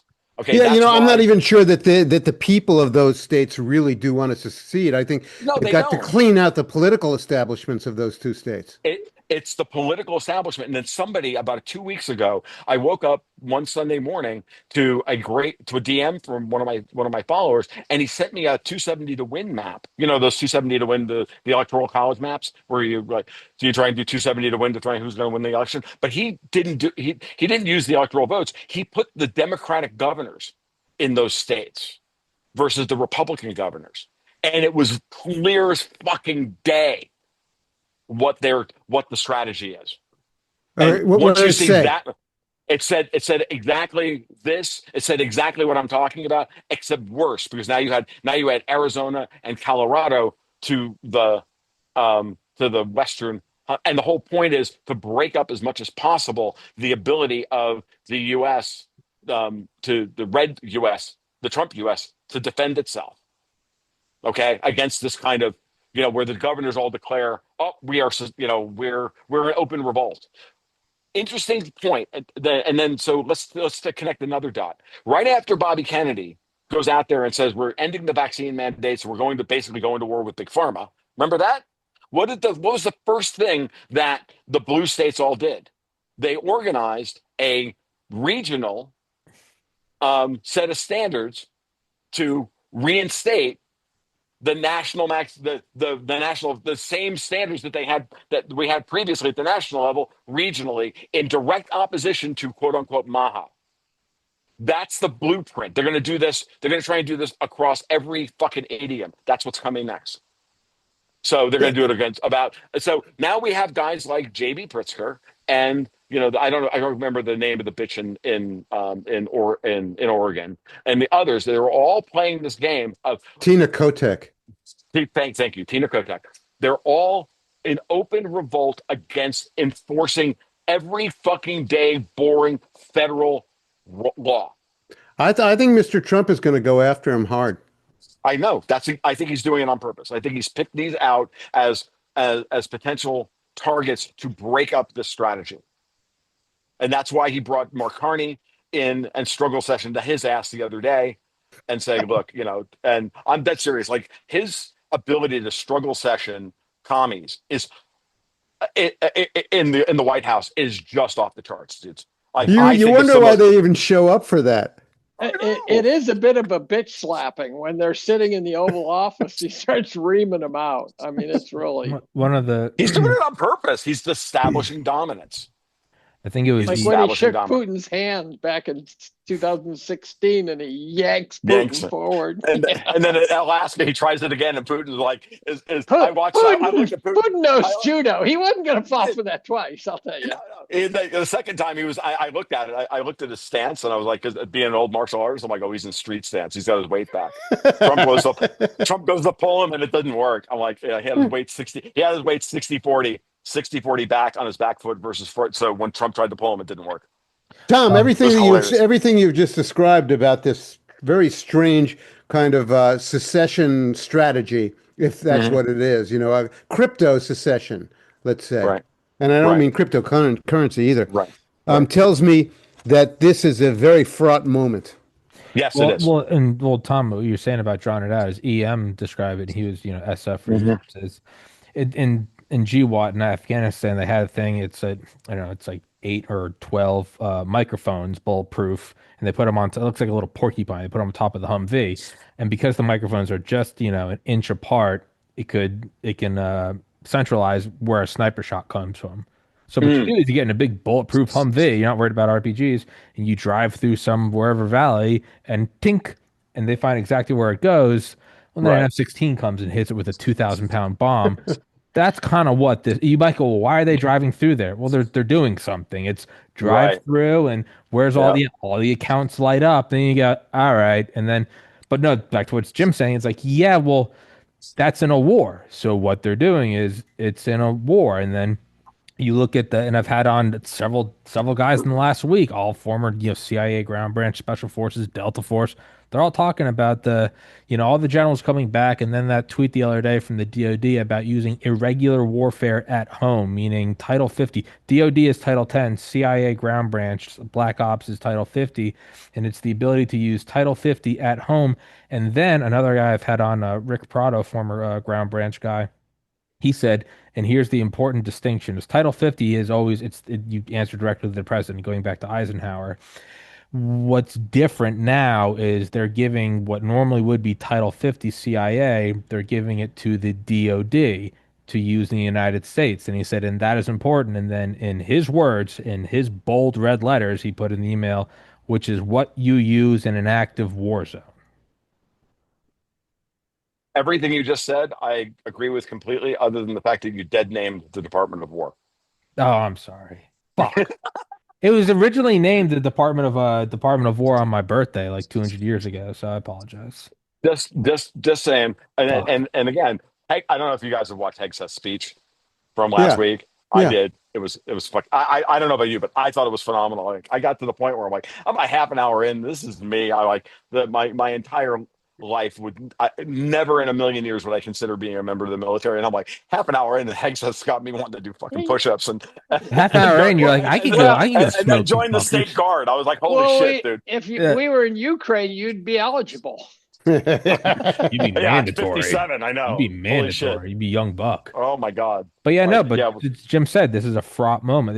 It's not Mhm. nothing that this is happening.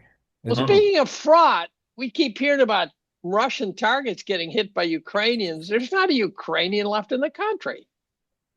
Well, we're doing all So- the targeting, or Yeah. I UK know, is. but it's Are our we, weapons, or is it- it's our guys, it's everything. And so we are basically bombing Russia if those stories are true, which is It's been that strikes way me since as 2022. I No, I would know, argue- but It's more us overt. boomers grew up with the idea that if you bomb Russia, you're going to get mushroom clouds, right?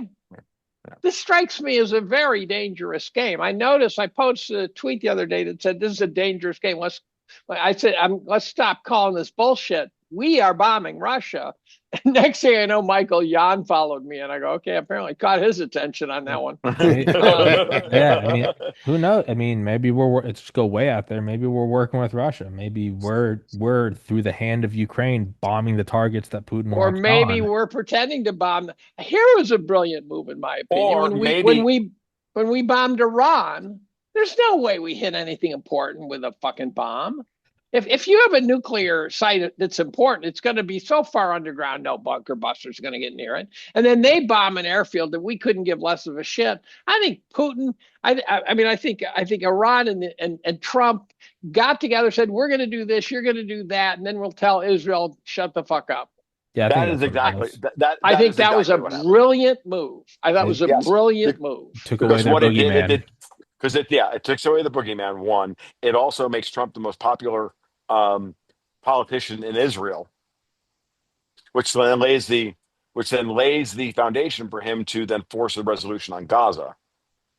I don't think they're ever Okay. going to get a resolution on Gaza. I've given up. That's only. Oh no! It's the resolution on Gaza is not hard. It all depends on, again, how much do you believe in the high table of Europe has influence in these conflicts. I happen to think they have a lot, and therefore, to me, everything I see in relation to in how these things are getting stopped or or munged up, it all tracks, and Don't it you think doesn't. that high table is crumbling now? Because it seems like it is to me. Agreed. You know? I think Trump is winning very, very important strategic battles. And when you say we're bombing Ukraine, I'm like, yeah, are we? Well, are we involved in this in some way? Possibly. Or is it that we still have, because of the way NATO operates and because of our relationship with NATO, are there other forces within NATO doing this? And Trump is literally trying to walk a very tight line or the tightrope between the traitorous elements that he has in Congress that do not want him to leave Ukraine behind. He's got to get other things finished. He's going to get to the fucking midterms, right? And and the implacable desire of the Europeans to go to fucking war And with the and Russians. meanwhile, there's a very good chance that the Russians are simply going to roll it up. Yeah, I mean they're continuing to take the territory they need. Now they're bombing. Now they're finally bombing friggin' train, railways. Is And it possible there's nowhere near as much military action going on as we're being told? There's a sort of a covert ceasefire over there, and that they're kind of token gestures. One of the problems I heard though is that someone said that it's like, okay, whatever Putin doesn't take, we're going to turn into NATO. And I go, you just told Putin to take the whole fucking thing. right, right, yeah, I know, right, and to be honest with you, ultimately Putin is going to continue operating this war because he can't trust Trump to actually forge a peace, even though he wants to forge. I believe I believe these two things. Now, One, let's be Putin, fair. He can't trust Trump to get Europe to forge a peace. right, right. That's what I'm getting at. He trusts Trump. Trump wants peace and a rapprochement between him and Russia, because they didn't go to Alaska for no fucking reason. Trump didn't just sign the executive order to build the big 211-mile road out into the middle of fucking Alaska for no goddamn reason, right? So we're setting up Elon Musk and the Boring Company to make a fucking tunnel under the Bering Strait and to do the thing. Europe will not accept this as an outcome, right? And so because of that, um, you know, Trump is in a terrible position politically at home, as well as trying to walk that line. But what he's done so far is made the case pretty well to the American people that this is not our war. And That's right. that's a very important point. You have to lay that foundation first before he goes and then walks away from the entire thing. It's And the same kind of increasingly, nobody gives a shit about Ukraine anymore, except for a few right. hysterical Karens out there. Mhm. And the Ukrainian diaspora exist within our middle Yeah, and management Eugene layer. Vindman. Right. The Vindemans, Exactly. The Fiona Exactly. Hills, the Fiona Hills, the rest of them, the John Boltons, the rest of them. Yeah. And they've all been neutered as well. Yeah, They're off Right. radar they're not just completely. They're neutered; off they're sitting radar. around waiting to be indicted. Exactly. So this is a process But that's and my it's a idea of the offense being on the field. I don't know right. if he wants to get him or just keep him on defense. Does Well, it at and least the latter in the meantime. you keep them Right. on defense for as long as possible until you can actually, because remember, they're going to continue to do rearguard actions and rearguard actions and rearguard actions and hope for the great, German winter offensive at the Battle of the Bulge. Kind of, that that thing, that moment's coming. That's what we're all worried about right now. What is that going to look like? You back them up, you back them up, you back them up, and then they have to have a move. And what I don't know what that move is, right? Another We, fucked up election in 2026. That's probably. what I'm thinking at this point. Wait But a I minute. think they may. Clarify. They, Fucked up. Clarify. Fucked up. No, still using election machines, Fucked up in that way. still Okay. using yeah. write-in Yeah. ballots and all that In order bullshit. to Hey, it, wait a minute. You saying they rig elections, Jim? Come Yeah, I on. do. They Come do. on. Yeah, I do too. I think it's about a 98 percenter. Yeah. Yeah, I just I think have that no this doubt. podcast is gonna. I just think that this podcast is gonna get Tommy bounced from YouTube again. But that's No, just no, me. no. They've kept all the COVID and election ones up. Okay, never And mind. if they Cool. don't, fuck them. Ban me again. I don't care. Tommy, I know you don't. Tommy's Listen, ultimate goal I've won. The is to woman who get is bounced off CEO, Rumble. the, Tommy's goal to get bounced off Rumble. the woman who is CEO and I got banned from YouTube died. Yeah. So I won. Yeah. That's how Of I won. turbo Wait cancer a minute, from getting Tommy. vaccinated. Yeah. Tommy, now. Where were you when that happened, Tommy? I was interviewing doctors who were probably talking about things that would have prevented her death. Did you see Tucker hit that douchebag OpenAI guy, sort of implying that he whacked one of his coworkers? Did Sam you see that Altman? interview? No, but that's Altman. awesome. No. So he asked Altman about his coworker who supposedly died of suicide. But he says it really looked like someone got him. And Altman looked at him. He says, "You sound like you're accusing me." And Tucker says, "No, I'm just asking questions here." And Altman keeps saying, "You sound like you're accusing me." And he goes, "No, it just didn't look like a suspicious death." And Altman says, "You sound like you're accusing me." And I'm thinking, okay, he's accusing Well, you. you We did got it. it. Yeah, you did it. Yeah, you did Thanks it. for reinforcing that, Altman. Yeah, thank you. Yeah, that's right. Him and Netanyahu have Yeah, denied an yeah, awful lot of And, yeah. stuff. Well, I love Charlie Cook. He's the I greatest. love Charlie Kirk. It's like He no was one my needed to best do friend. that. That'd be like if that'd be like yeah, it's like fucking Curtis LeMay coming out the day JFK was killed and being like, never in a million years would we do that. And it's like you it's did. like it's like You just it's did like it. You did it. it's like I got Mr. Altman. Just one more thing. He gets a cigar out, and then you do the Columbo thing. You're like, just one more thing. I was just thinking about The this. Like, let me put Columbo yeah, thing. yeah, no, literally. Like that's what it sounds That like to guy me. who Like, died. yeah, that guy who died. Like it doesn't make any sense that I got this thing. Why did he say? Why did he send you an email on Thursday? You know. Right. I know. Oh, okay. Oh, by the way, I already know you did it. Like, I I'm can't just, look at Altman the same after that interview. I look at Altman, and now I'm sitting there looking at the CEO. We had to look at the CEO of Nvidia for about 5 straight years, right? On Yeah. right. any economic homepage, there's the picture of the CEO. Now we got to look at the CEO of AMD for the next 5 years. I mean, Yeah, it just. his cousin. Let me ask you this: Trump seems to be taking equity stakes in a bunch of companies. I'm not comfortable with this.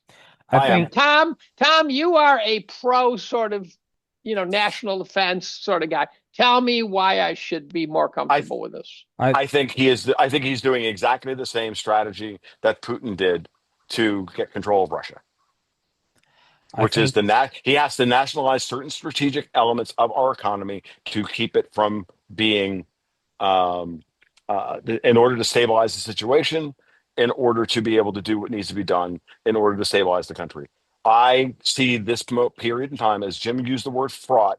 I think this is very similar to 1999, 2000, when Putin took over and they couldn't field 2 fucking battalions. When the Russian army couldn't field 2 battalions, and Wall Street and City of London were stealing the wealth of Russia through the privatization models and all the whole Bill Browder shit. Right. Browder. All goes And back to Bill Browder. Browder's father or grandfather was a total douchebag, right? Earl Browder. Yeah, the Earl Browder was a communist. commie. Yes, he was a Yeah, but he communist. was a bad commie. He wasn't just a Well, commie. He was up well, his yeah, he was a ass in British bad commie. shit.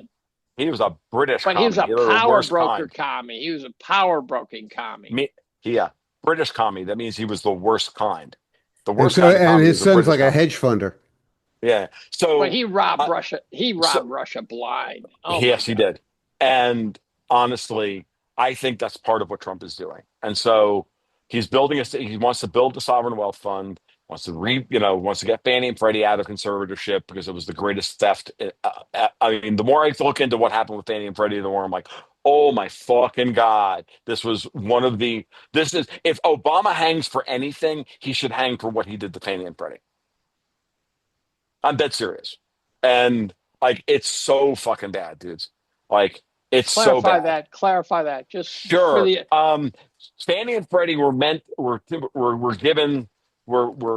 were ultimately the bad bank that bailed out AIG, Right. and they were forced to accept By the way, conservatorship. AIG was not illiquid. Let's Right. start there. Let's They start there. stole AIG. Right. So then, what happened to Fannie and Freddie?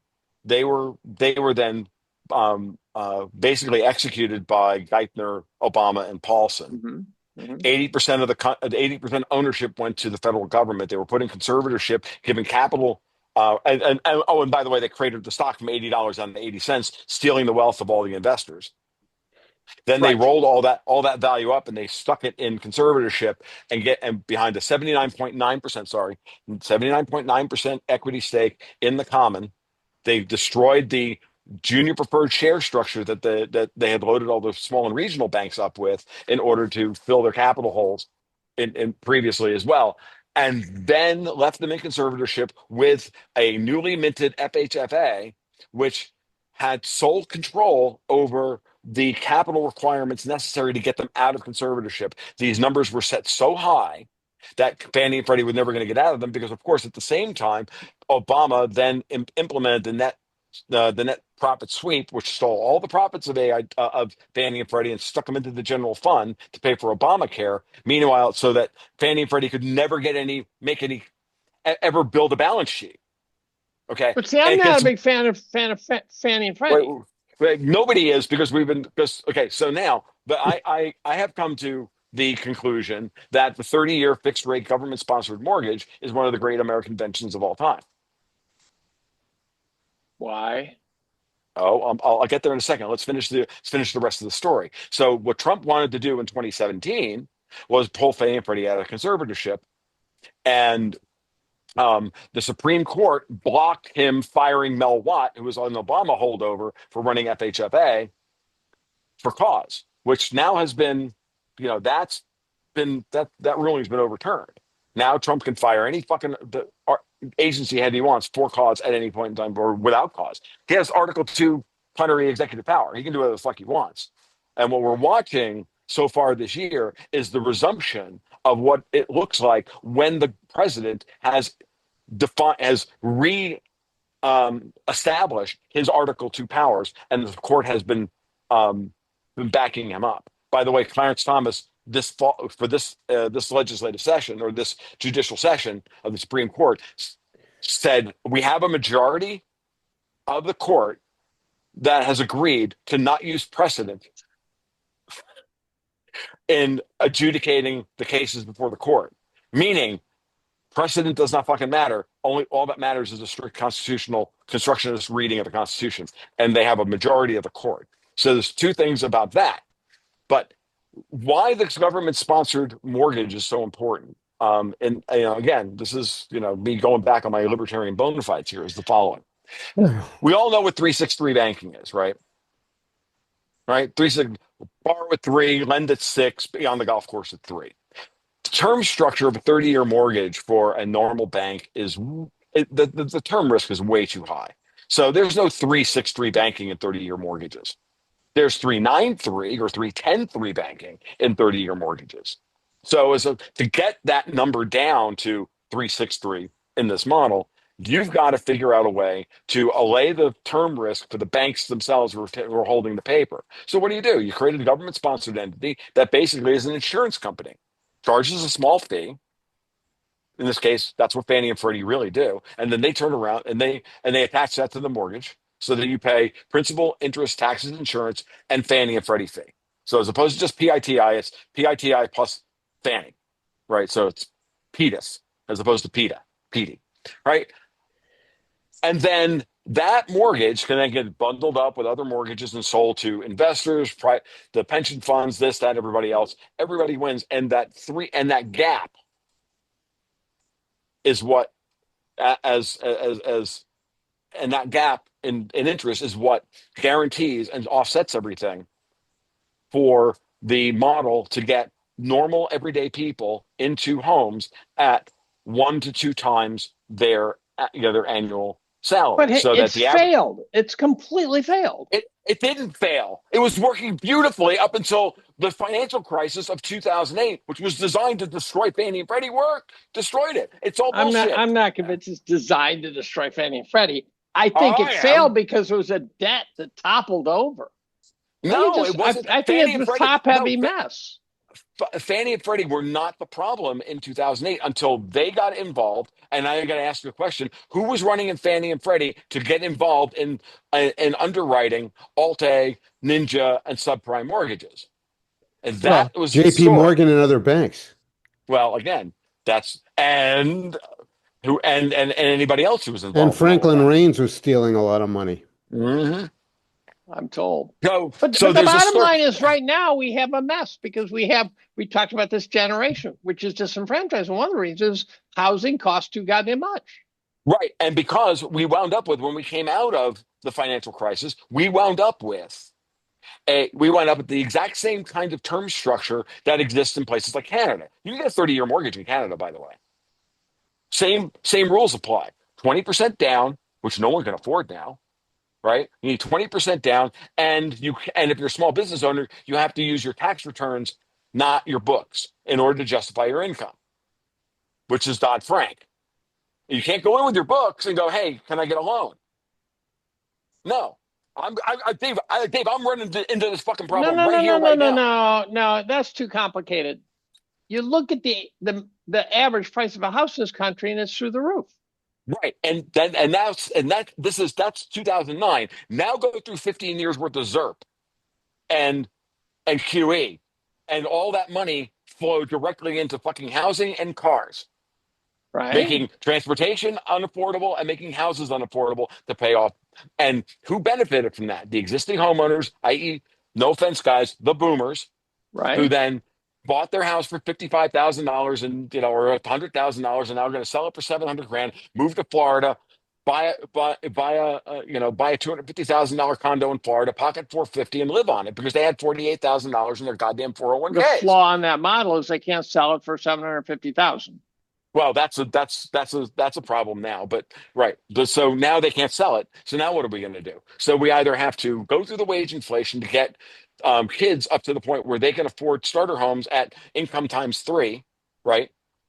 Which in this case is, if you make 40 grand a year, you can afford income times three in terms of the sale price of the house. Generally speaking, the 29%, is the 29 to 30% is what they usually ask for on that's your loan to gross income ratio, right? So, you know, obviously now a small now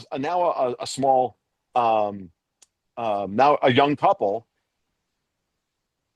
they need to have 75 to $80,000 a year in income in order to be able to afford a starter home in a secondary market, like for example where I live.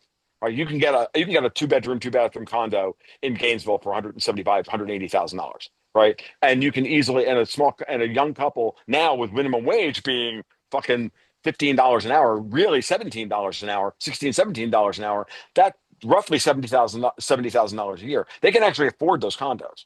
Right now, but it's hard. That's not most of the market, though, right? So the question is, we have to get the cost of we have to get back to, and forget the fact that they still have to come up with 20% down. How are they going to come up with 20% down on that condo? They're not, because they can't. So we got to get away from those mortgage terms. We got to get back to, changing the terms of it. And if you're a small business owner, the real bitch of the bunch is that small business owners were barred from getting access to capital. Besson just said this morning. We went from too big to fail to too small to succeed. This is exactly what he's talking about. That small business owners could not go with their books on their small business, their tire shop, their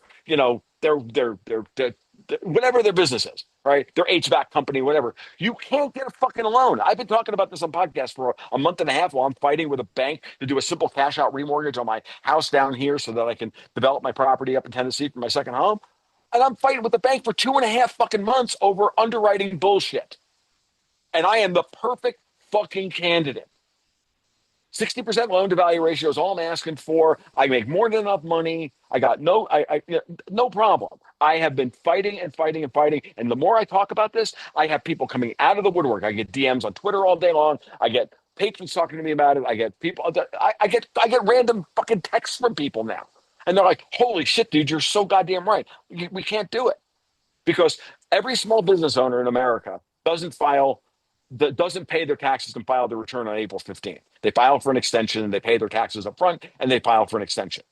Now, in between April and October, the mortgage company wants your current.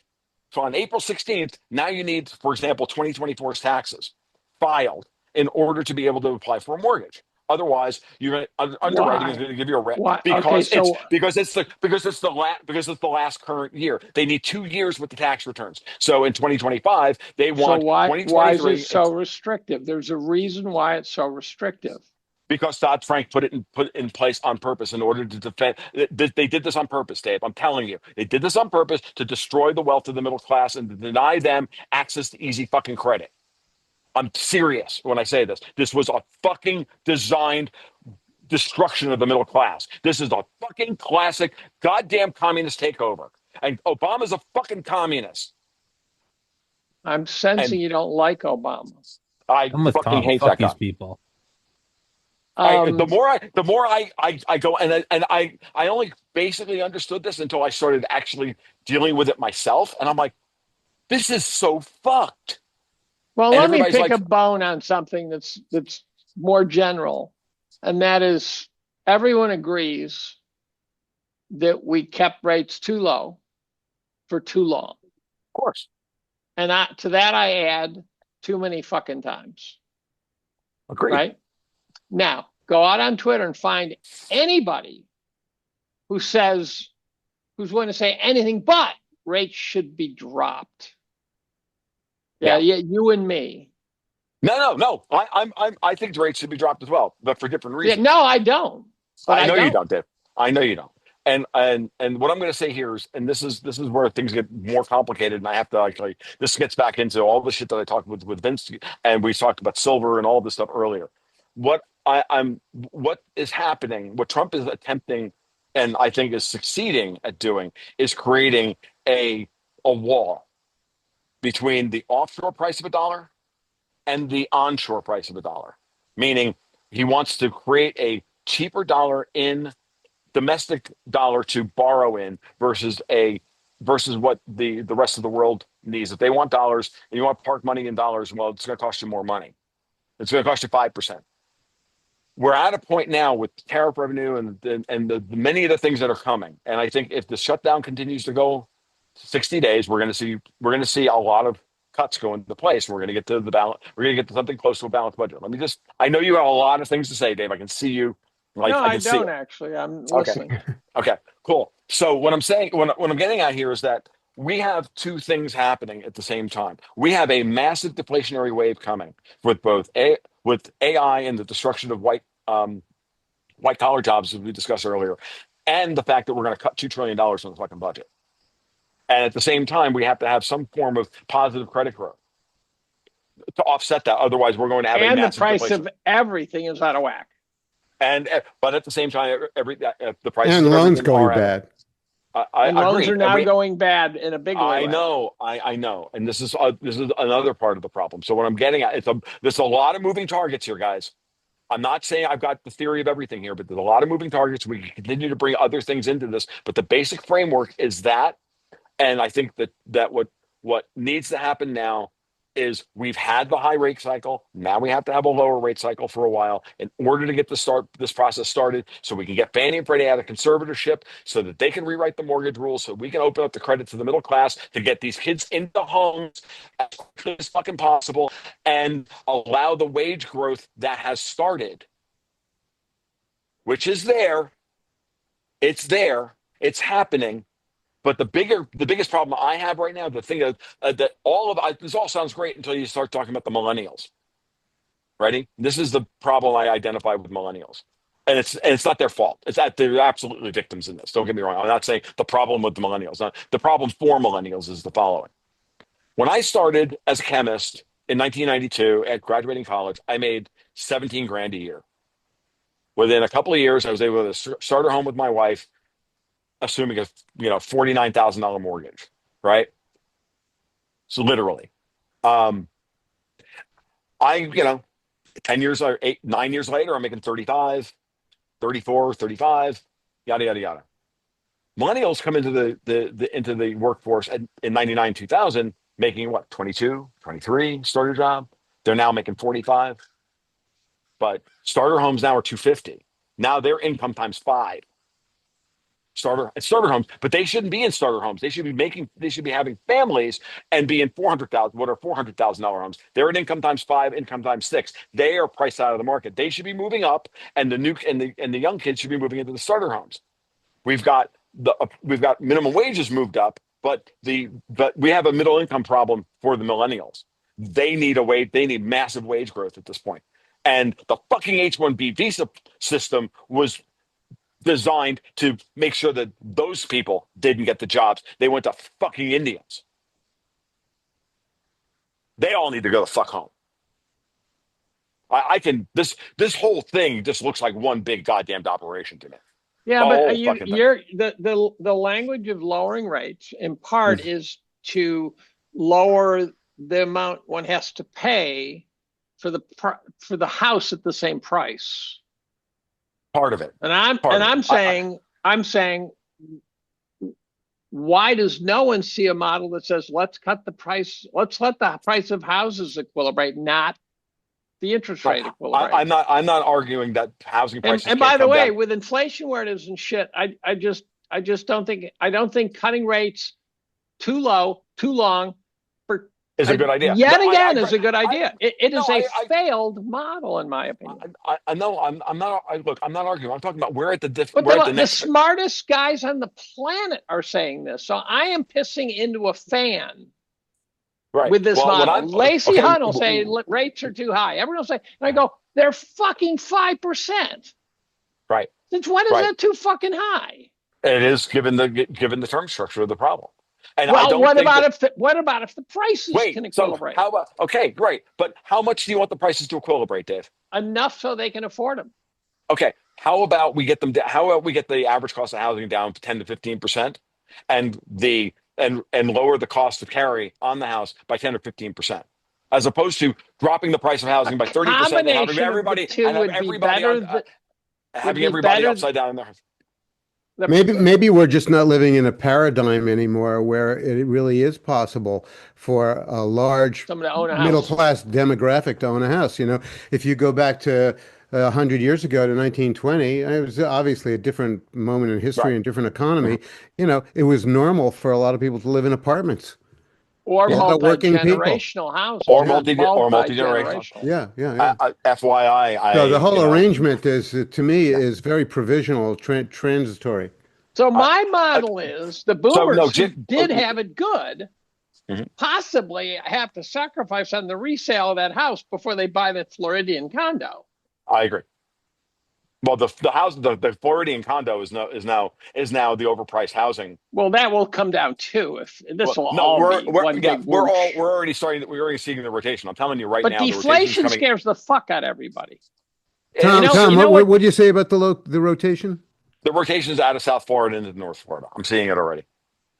Like where I live is growing like a weed. It is. I can't tell you, I live outside of a town that up until 2 years ago looked exactly the same as it did in 2008. Exactly. Except that all the buildings were 15 years older. Okay. Exactly. The same buildings could not support a business, right? There were no new buildings built. There were some bedroom community burb clays for Gainesville that were built that you couldn't really see. But now it's changing. I made a big deal about, hey, we have a new butcher shop. By the way, they're still in business.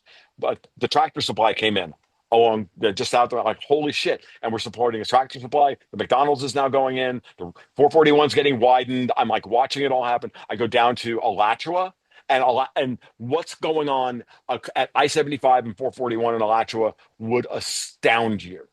And what Drive will through it look like? What will it look like in the next deep recession? I would argue, Dave, that we've been Boarded up living through it. buildings. I've been arguing that my area has been in a deep, deep fucking recession since 2008. We're only just now beginning to see what this looks like. The question is how will it look when we're in the next deep recession? Maybe because you guys have been in one, you don't have the overdevelopment. This is just overdue development. I think we've been in a. I'll be honest with you, Dave. I think that we've already lived through the 1970s. Well, I certainly think the economy has been somewhere between zero and negative for quite a while. I agree.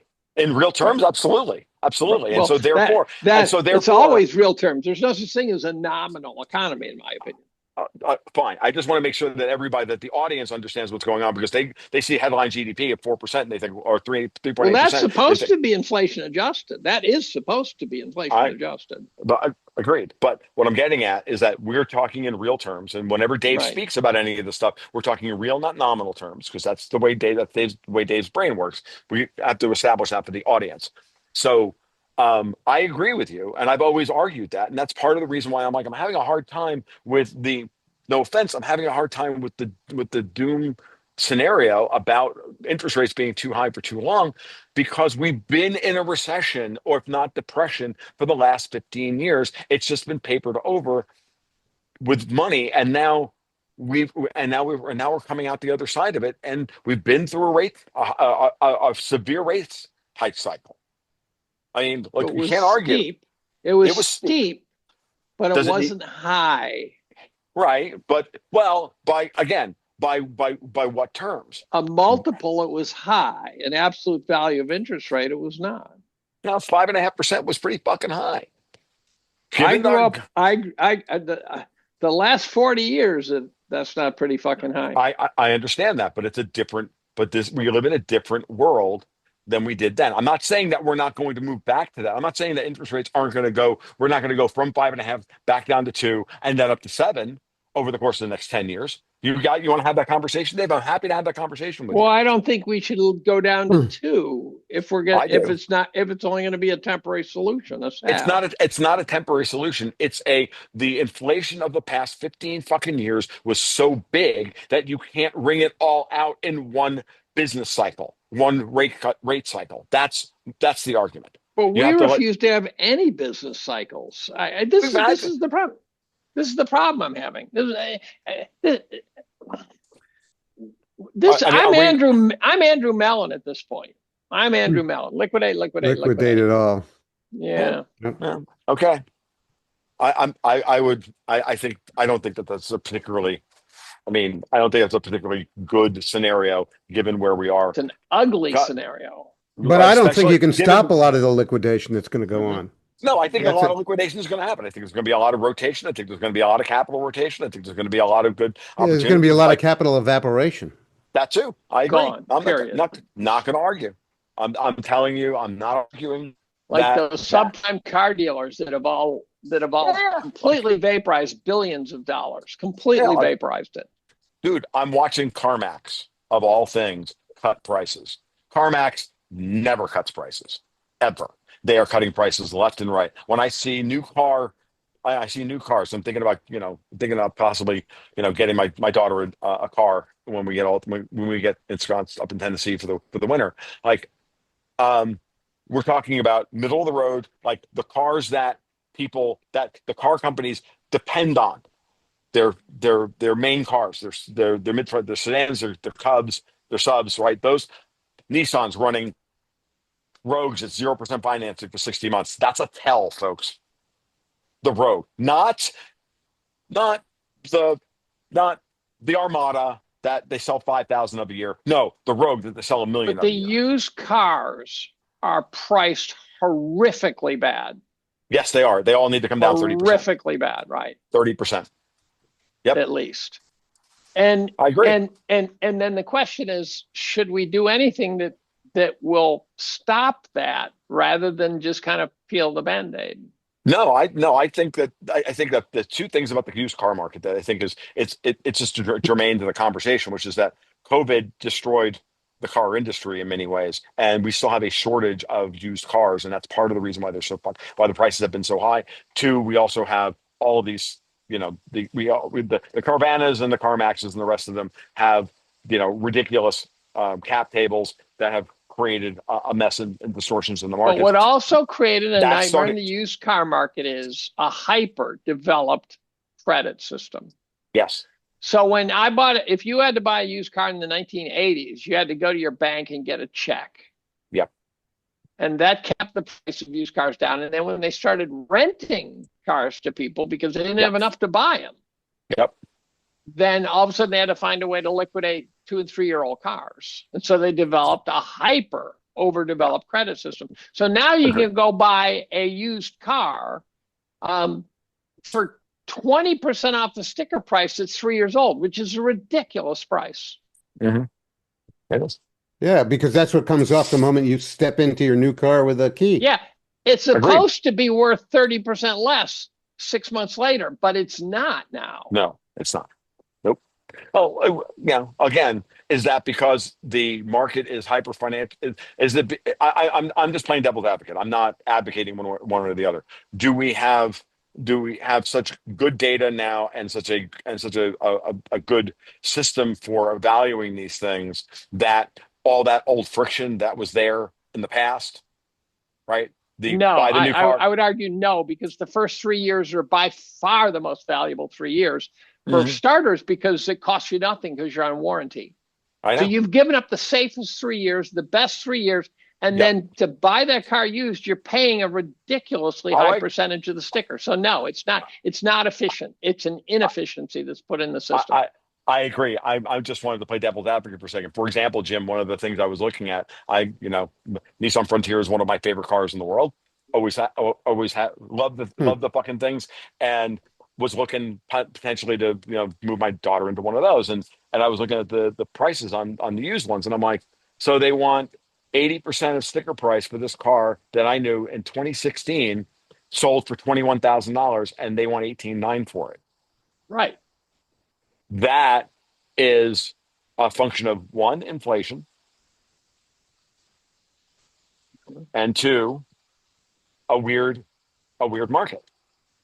Yeah, I paid 13 for mine last year and 24 for my 2016 Frontier. Nice. But the dealer's a friend of mine, Jim, I paid and I paid 23. cash. I paid 23.5 for the 2016 I've got with 56,000 miles on it with the manual. I know I overpaid even then, but that was the best. That was the best version of any Frontier I found with a manual transmission, and it was in Orlando and not in Oregon with 90,000 miles on it. And they were all the prices on used pickup trucks with manual transmissions is insane. You're buying some. I know full well that truck was 31, 32 new. And I Yeah. paid 23.5 for it with 56,000 miles, 8 years old. Wow. Because you can finance it cheaply. Tom and Not really. both of you guys, do these companies like Carvana, do Mhm. they function also as do they have loan operations of their Yes, they own, or do. do they? Absolutely, they do. So You, to what degree are they simply operating as kind of shadow banks rather than they- car dealing? that's exactly what they are. Right. It's the private credit market, Yes, probably. it is. Probably. Without a doubt. I mean, you can go to CarMax. You can go in the CarMax. The first thing they're going to do is try and put you into one of their loans, The question I have is, someone asked it the other day, and I started thinking about it. So and they lend that's sort everybody. of, that in theory is off the bank's balance sheet, but where are they getting their money? And I think eventually it traces back to the bank. So I think this is going to be one of these things where the next crisis, we're Mm. going to discover that the banks are every bit as exposed as they were last time.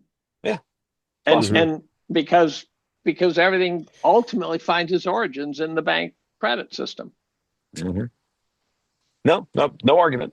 I'm not saying that. Again, I'm not. What I was doing earlier was to try and paint a path forward that would mitigate the worst of what you guys are talking about. That's all I'm talking about. Like, But I I don't think you end up sewing up a bec- festering wound. I think you end up maybe stitching up a festering the wound. the bigger question is which wound do you need to stitch up more?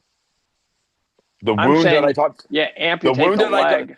No, I'm talking about the. Okay, so now you want to just you're going to destroy and you're going to radicalize those very kids that we're talking about not radicalizing, so they don't overthrow the fucking country and don't I overthrow the society. Like that's what you're dealing. That's your rock I and a hard think place, you're going Dave. to run a low level fever for a very, very long time. Yeah, I Yeah, think I'm okay. I that would. that housing problem, the unaffordability problem, is not going to be solved in a year or two.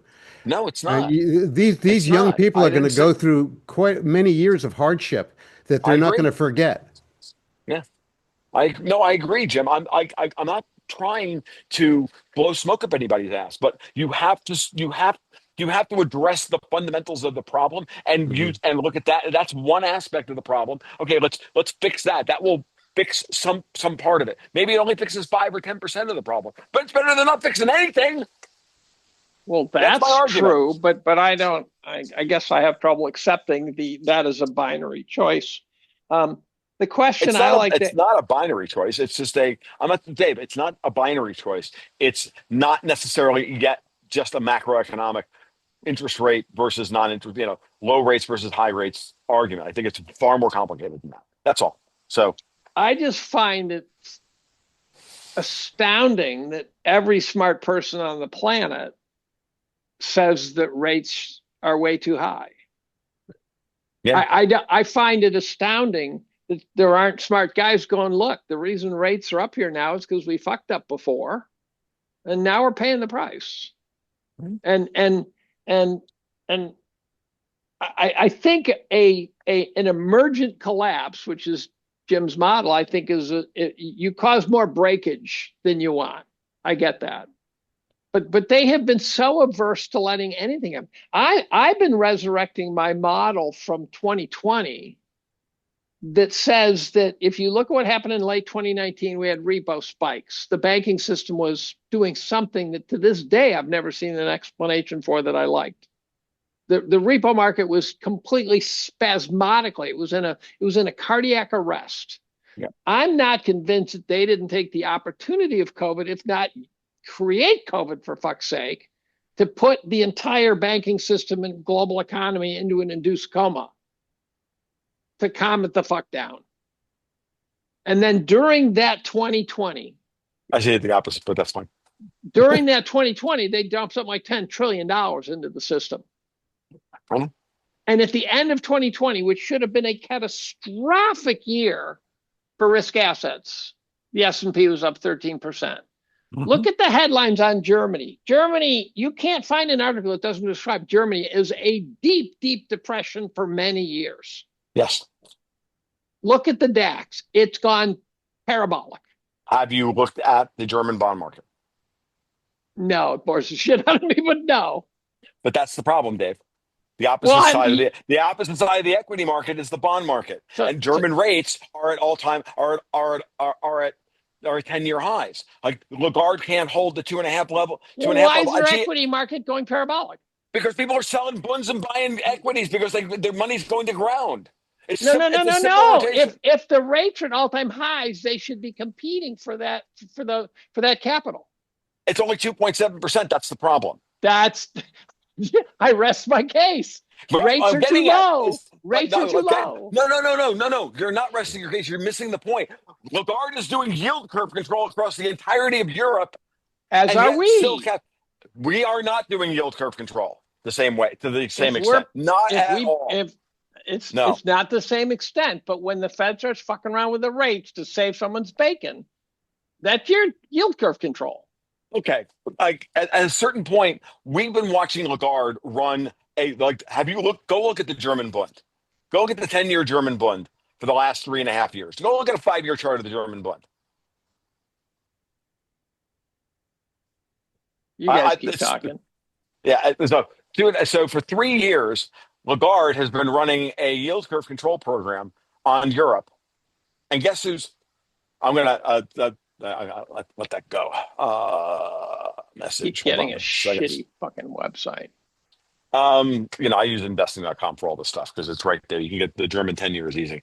Um, when you look at the German Bund and you realize, and then you look at French BTPs and they're trading at a near all-time high. They've got a long way to go. Or not French. Sorry, that's Italian BTPs. It's French mares. I'm going to just call them French shit. They're now French mares. I want that. I want that. I want that memed into existence. But if you look at that and you look at Italian BTPs, you'll see a very interesting cross market analysis, of course, which is that the Italian German bond spread is dropping like a rock, especially over the last year and a half, as Italy is becoming preferentially being bought versus the German Bund, and the German Bund has been flat in order to keep everybody else from rising because the Lagarde is trying to keep the banking system in Europe from collapsing, and they've been buying the shit out of our treasuries. We're not doing yield curve control, Dave. Europe has been buying the fuck out of our debt in order to keep a lid on their yields. Okay? Net $1.3 trillion in net central bank buying across the entire Eurozone, plus subsidiaries of the So Bank of England. I think their yields are going the right direction.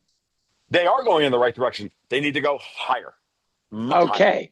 The question is, why are the German equities being bought? Because private investors, not the central banks, private investors are bailing on the Bund market. And all you're seeing is the nationalization of the German Bund market. That's what you're seeing. They should be running from Germany completely, if you ask me. I agree, but the EU is putting up capital controls left and fucking right. And a lot of people still have to do business in euros, and they can't convert to dollars. And dollars have become scarce. They become expensive. This is why I'm of two minds about cutting rates. I think what Powell has done in slow rolling the rate cuts is exactly the right play. So you're describing a system that drives me bananas, and that is there's no free market anywhere in sight. Anywhere. Duh. Yeah, well, duh, but there really should be. I agree. No, there really should be. No, but there really should be, and this is why the fuck we need. This is why we need an ass kicking. Wait, we are starting to see a free market in something. Gold is $4,100 an ounce. Silver's now in a fucking $1.20 backwardation. Like, there's all sorts of shit that's starting to happen. The one market that is the most unfree of all of them is oil. It's amazing. The oil market is so. You think the bond markets are fucked, dude?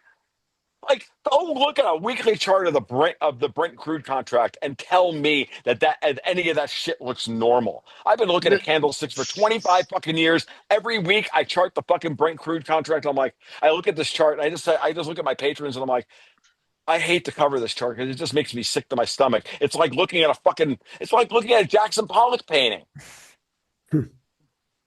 Silver is covered at $2 range today. Spot silver today. Yes. This is fucked up. This is a teenager on black ice right here. Yeah. Well, it looks like gold skated down about $100 and now it's skating back up. Are you looking at spot or are you looking at futures? Spot. Yeah.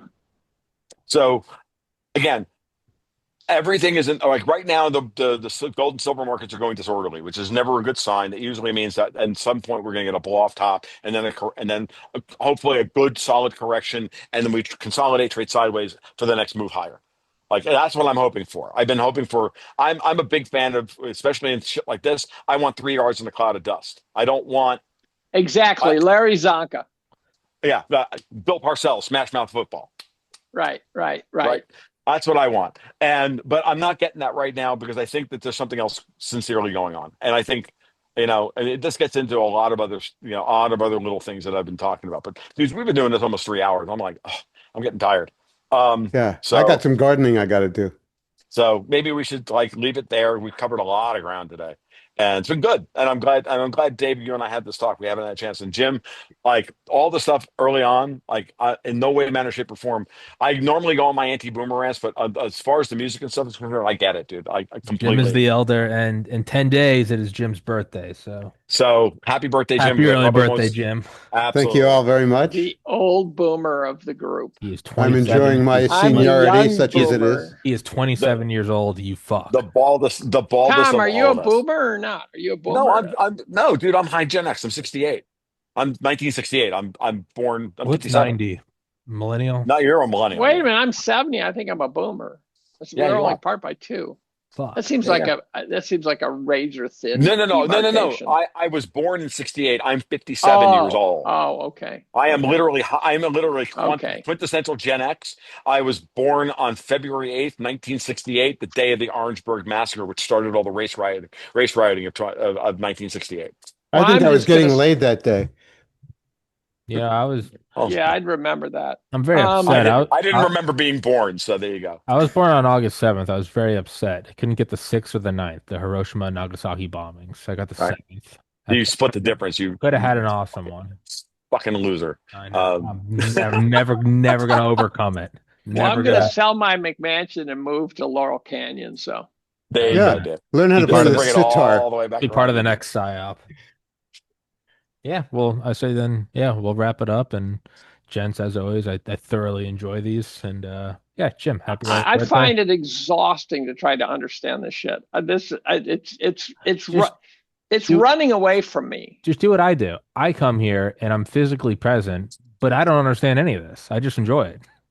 It means We nothing. figured Dave, you were. I get Dave, it nothing. is I exhausting. understand nothing. I just say Dave, persevere.